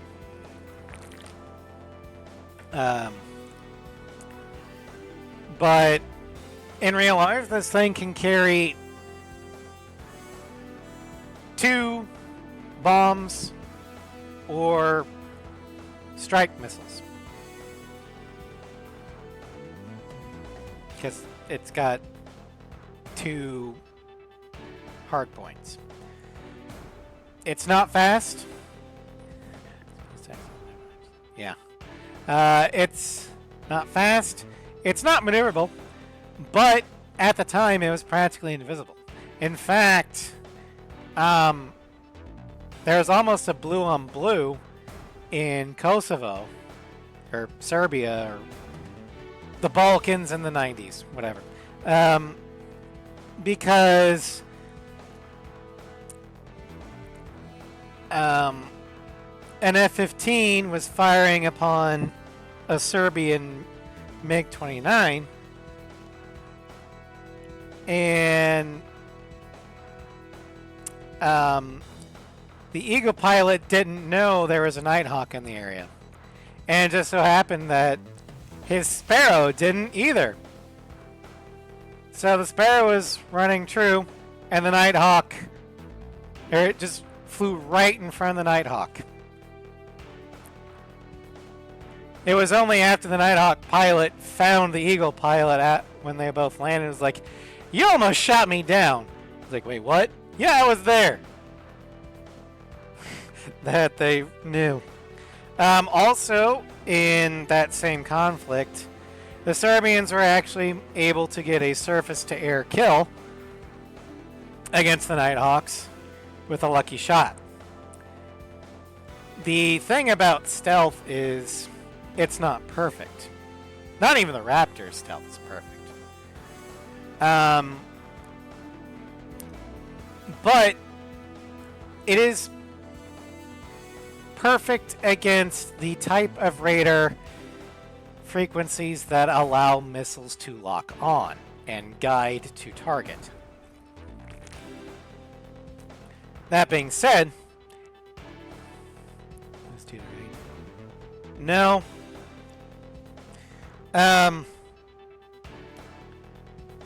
The Serbians, again, this is due to politicians. The Nighthawks were only allowed to enter the conflict or the combat zone through a single vector. because the politicians said so. So, the Serbians realized this, and they also learned that while their missiles cannot lock on to the Nighthawks, their search radars can. So, when they saw the Nighthawks come in to the corridor, they just Rambo'd the fuck out of it. Fired a shit ton of SAMs, hoping that one would hit. And it did. They don't learn from Vietnam. No. I mean, the military learned, but Nugget, you're assuming that politicians have intelligence and common sense. That's on you. Anyway, real strange stats. The Lockheed F-117 Nighthawk is a stealth attack aircraft built by the Lockheed Corporation, and it was retired from combat in 2008. However, it is used as a training craft as of 2025. Its sole user is the United States Air Force.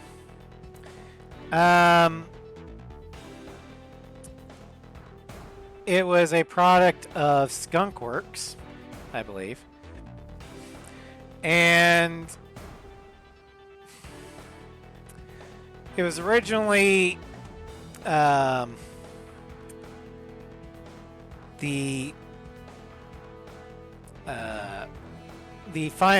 final product of the Have Blue Tech demonstrator. It was manufactured from 1981 to 1990. It was introduced in October 1983, and its first flight was on June 18th, 1981.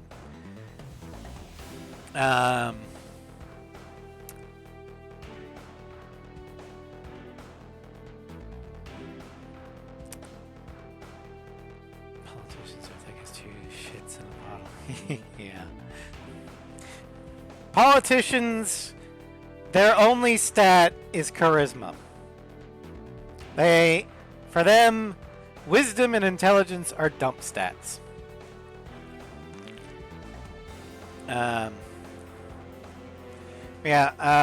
Our strange real stats.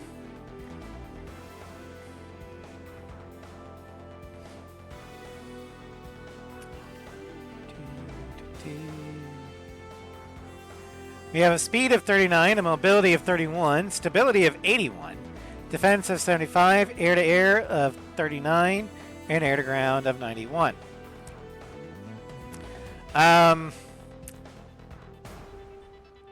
We've got the standard black body, which is what most Nighthawks used. Merc is the forest camouflage. I don't know if we ever actually did use that. We've got the Gray Dragon, which is just ASG. Night is the three-tone Ferris. And special is Desert Camo based off the first production model of the Nighthawk. I think we're actually going to go with this one. Yeah. Our armament. Strange Real Nighthawks are armed with an M61 20mm Vulcan. I don't know where they put it. We're also armed with 54 AIM 9M Sidewinders. Again, that's a Strange Rail only thing. We're also armed with the GBU 27 Paveway 3. You get 16 of them. We've also got the AGM 88 Harm anti-radiation missile. We got 12 of those. And for shits and giggles, because Kono has a sense of humor, we've got 8 AIM 9X Sidewinders for QAMs.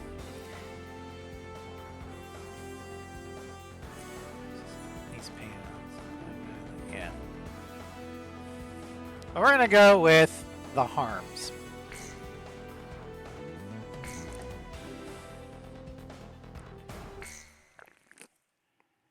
Now, I respect what the Nighthawk was, or what the Nighthawk's place in history. The lessons we learned from the Nighthawk were instrumental in paving the way for the Raptor and the Lightning. But, my God, I hate this aircraft.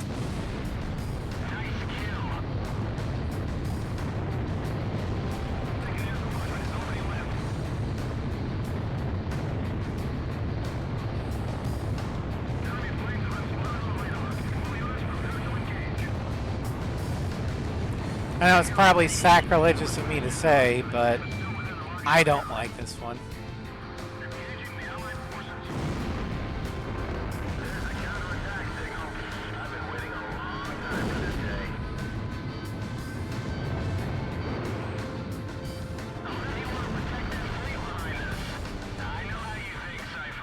Oh, there it is. Okay. Yellow Hydrate, welcome, Floof. And welcome back. Stretch!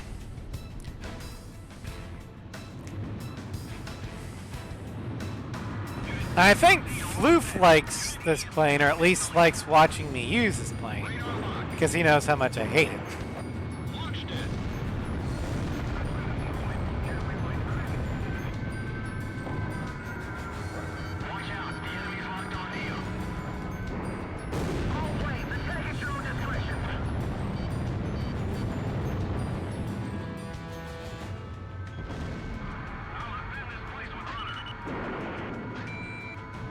Well, you know.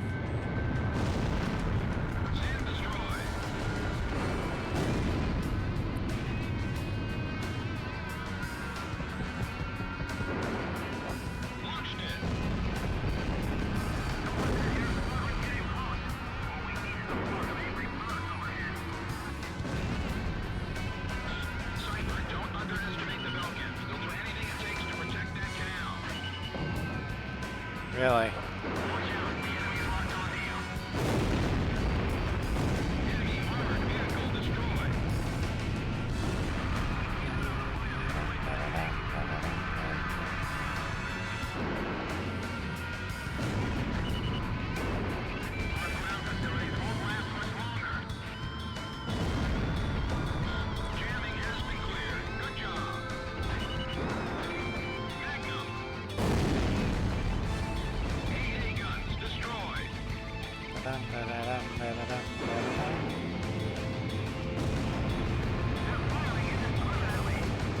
I am not firing indiscriminately.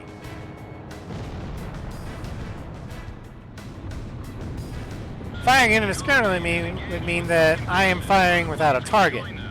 I am firing with a target.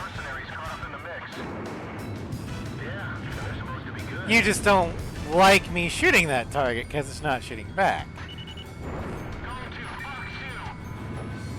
Fire indiscriminately. Alright, I'm firing indiscriminately. Happy now?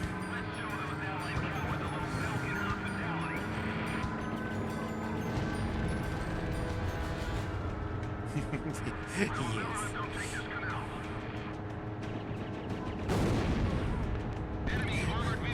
Floof approves. Me just holding the gun. AA guns destroyed.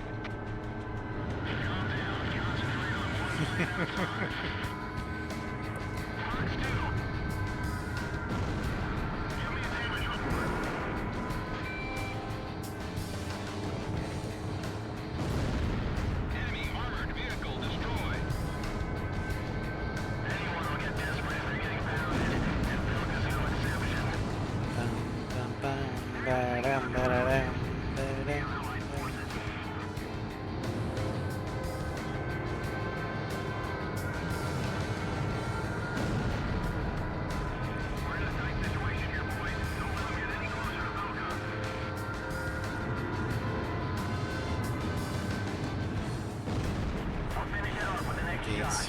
Resume firing discount. Okay.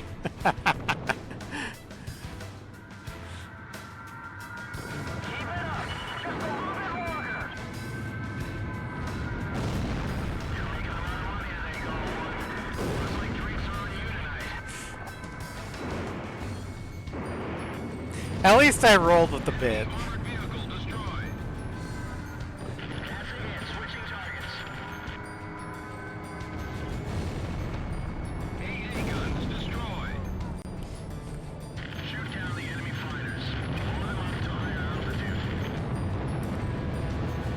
Alright, only air targets now.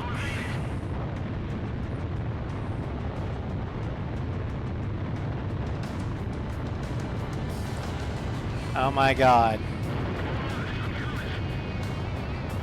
Just trying to get up here is a pain. Thank you, Pixie.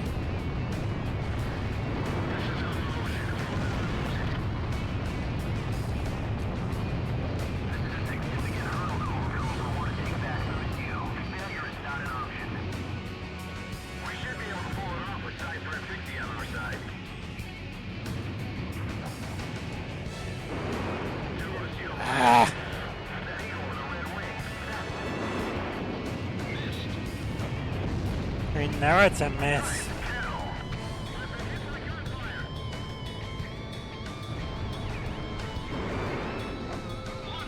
Hey guns, alcohol smells guns. Don't drink and shoot. It's anti-aircraft. Nice work, comm team. This should make your next operation a whole lot easier. Mission success confirmed. Allied fleet, begin your advance. This is Commander Weaker on the Capsule. We appreciate the great air support. Alright, we've got one more aircraft to go. And after that, we're gonna raid the Thievius Raccoonus, because he's playing a new Pokemon game, and he just went live.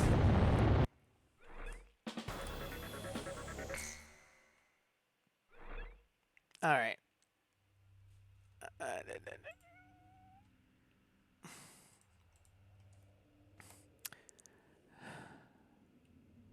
Back to Mars.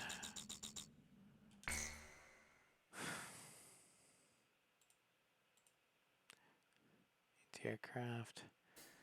They miss thing on that. Probably drunk. Don't shoot. You can shoot.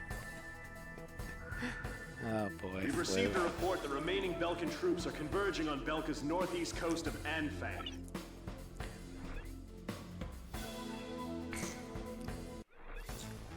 Alright, our final aircraft for the night is an aircraft we were talking about earlier, the Lockheed F-35. This is the Charlie version. It's versatile and lightweight carrier-based stealth fighter. It features both air-to-air and air-to-ground attack capabilities, while maintaining a, quote, low production cost. Compared to the Raptor, yeah, it's a lower cost. However, since it's stealth, its costs are more expensive than that of the Hornet.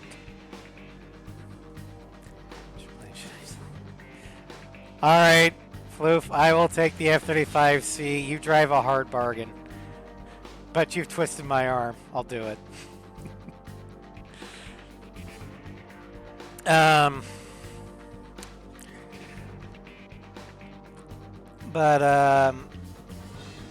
This is made by Lockheed Martin.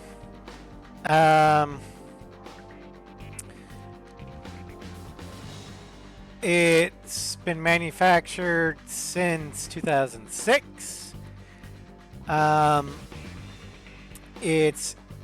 This particular variant was introduced on February 28th, 2019. No, the Lightning's first flight was December 5th or 15th, 2006. And it was developed from the Lockheed Martin X-35.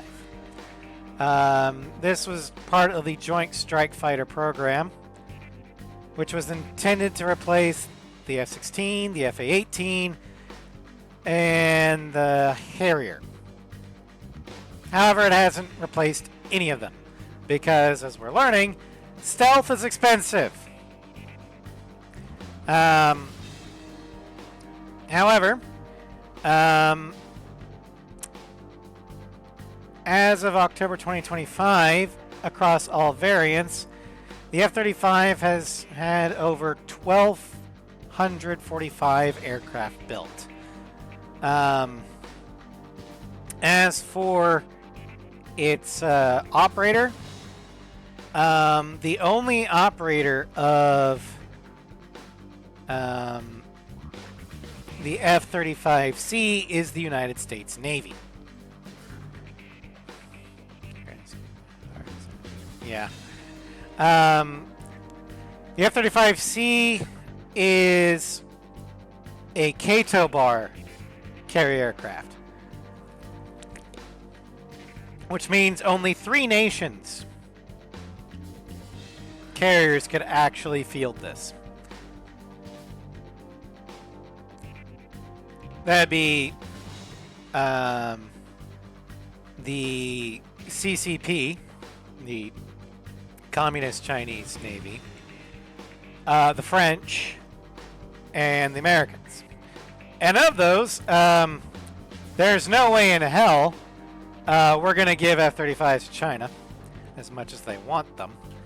The French don't want the Lightning, but they will let the Lightning land on their carriers, because we're allies.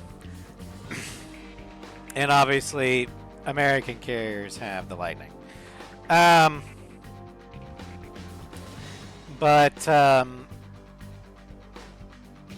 for any other Navy that is part of the Joint Strike or the Joint Strike Fighter program, they're gonna have to get the B, the VTOL variant. The Marines also have the B, the Bravo. Anyway, strange real stats.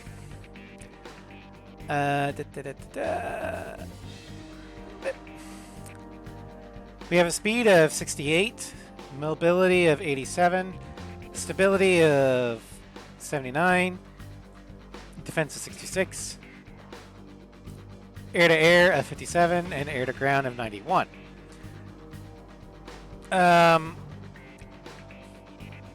Liveries standard is the air superiority gray based on the X-35C.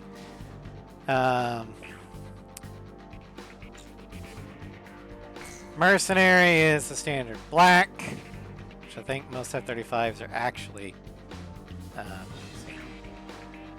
Then for soldier, we've got Nugget. You'll actually find this kind of ironic. This is the green or the gray, and they call it green, but it doesn't look green to me. But this camo is based off the Royal Air Force's Tornado.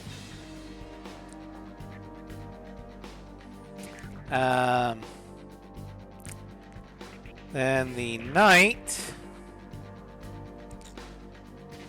is the green and black forest camo based off the Luftwaffe's Tornado. And then the special is a plain white body. I don't know about you, but I'm going to go with this one because I like the blue. And this right here, I know it's supposed to be gray, and this is supposed to be green, but this looks blue and gray to me. But whatever.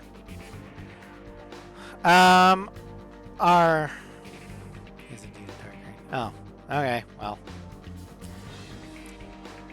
My eyes are weird. The armament, we've got an M61 Vulcan 20mm, but unlike real life, the real life F-35C,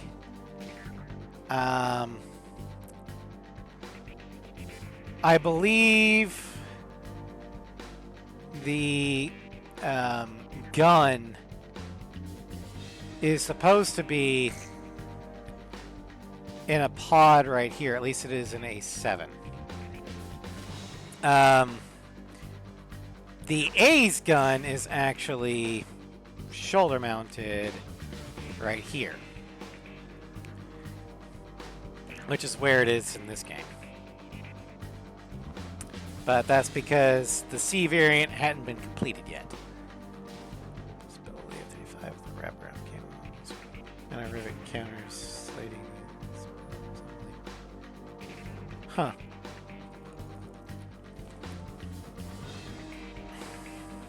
Even stated it was the last game.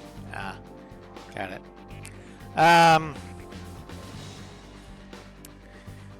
We're armed with 76 AIM 9M Sidewinders,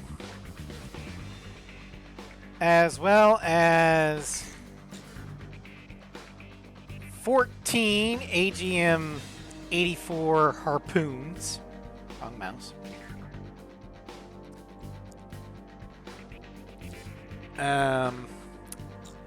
Then for the SUDs, this is technically a fictional model. I think the F-35C does carry an SOD, but it's the AGM 154 JSOW. That is not this. So we're just this is just a fictional one. I don't know what to call it. But we get 16 of those, and then we get the QAM, the AIM 9X. We're going to go ahead and use the standoff dispenser. Because while the harpoon is great,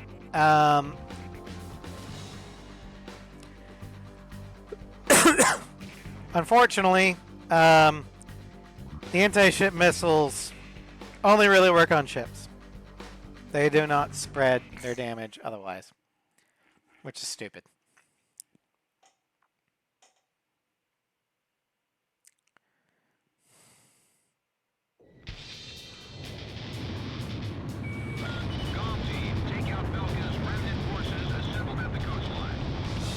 Yeah, as you can see, we got the Sidewinders right there, and then the SODs there.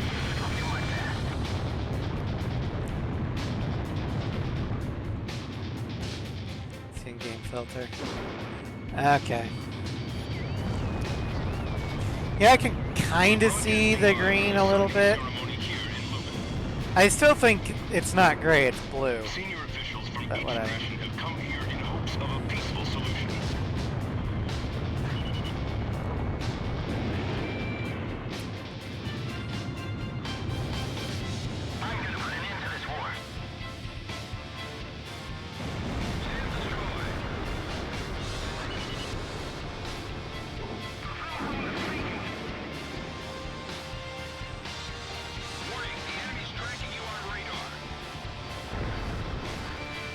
Oh, the Aegis went. Okay.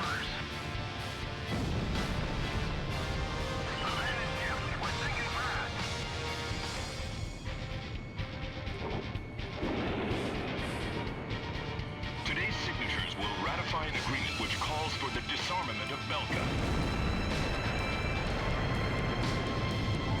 Belka's military forces will be reduced, and tension with neighboring countries will come to an end. Yeah, the Lightning.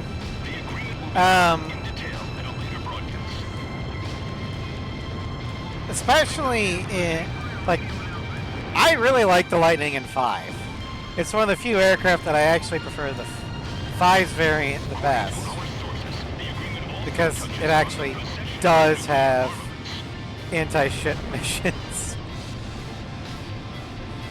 Nevertheless, But the lightning in real life is, like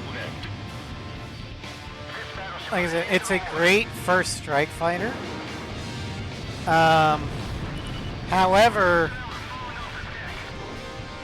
I don't think it should entirely replace workhorses like the Hornet and the F-16.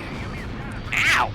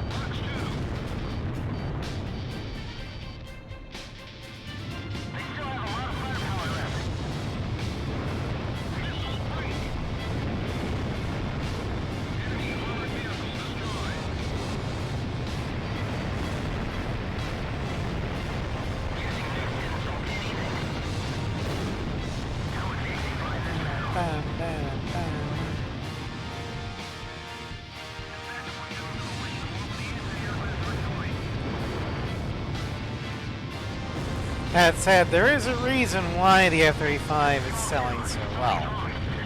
It works. If you can afford it, it's great.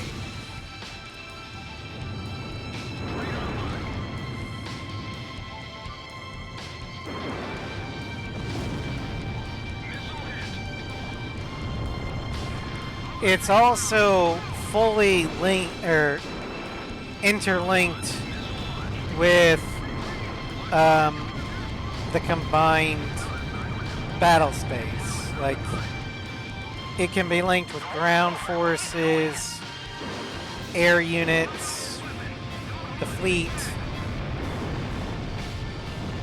satellites.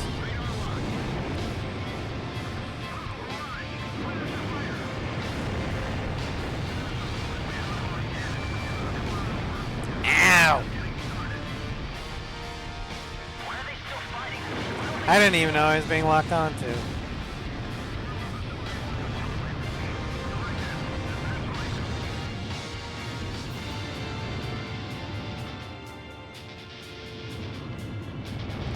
That's some serious firepower.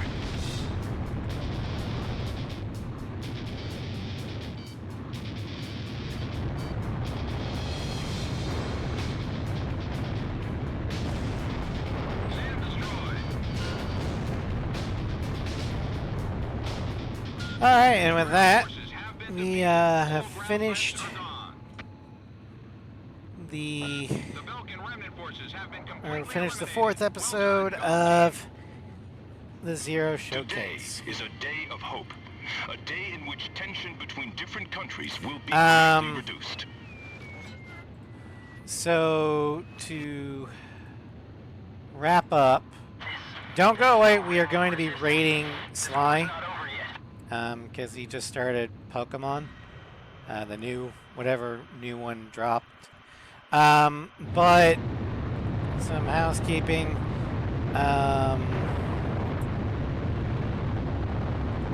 Tomorrow, we'll be doing Dragon Age Awakening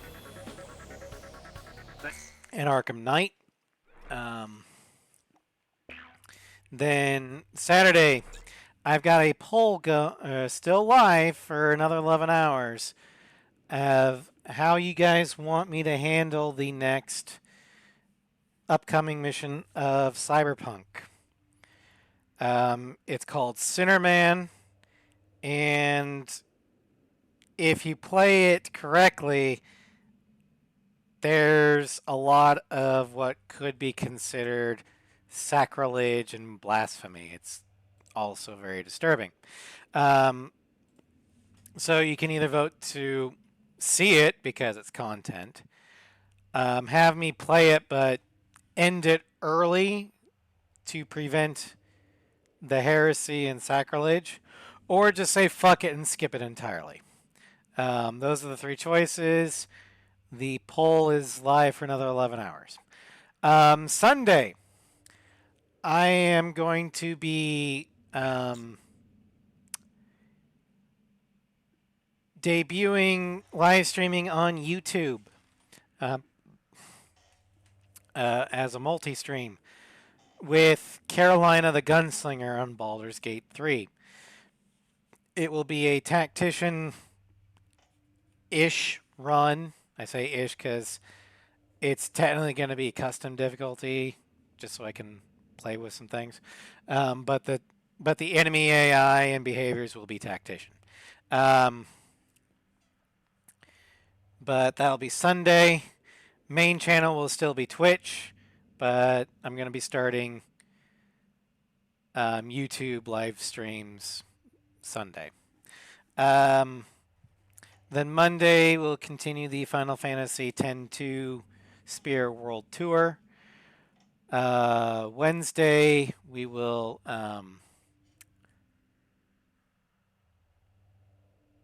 continue with Horizon Zero Dawn. And then in Ace Combat 4, we're going to start an expert level campaign on our road to Ace. And then next week, Thursday, we're going to take a look at the next 6th aircraft.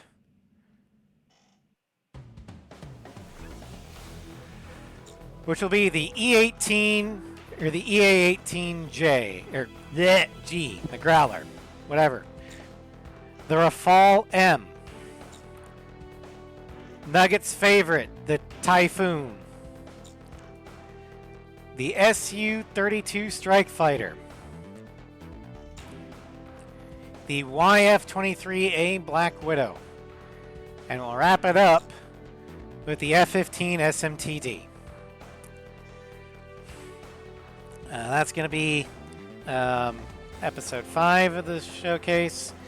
We're going to go ahead and get the raid started. Once we get to Sly's stream, do not forget to refresh. That way the views count. And I will see you guys tomorrow with Dragon Age Awakening. Have a great night, everybody.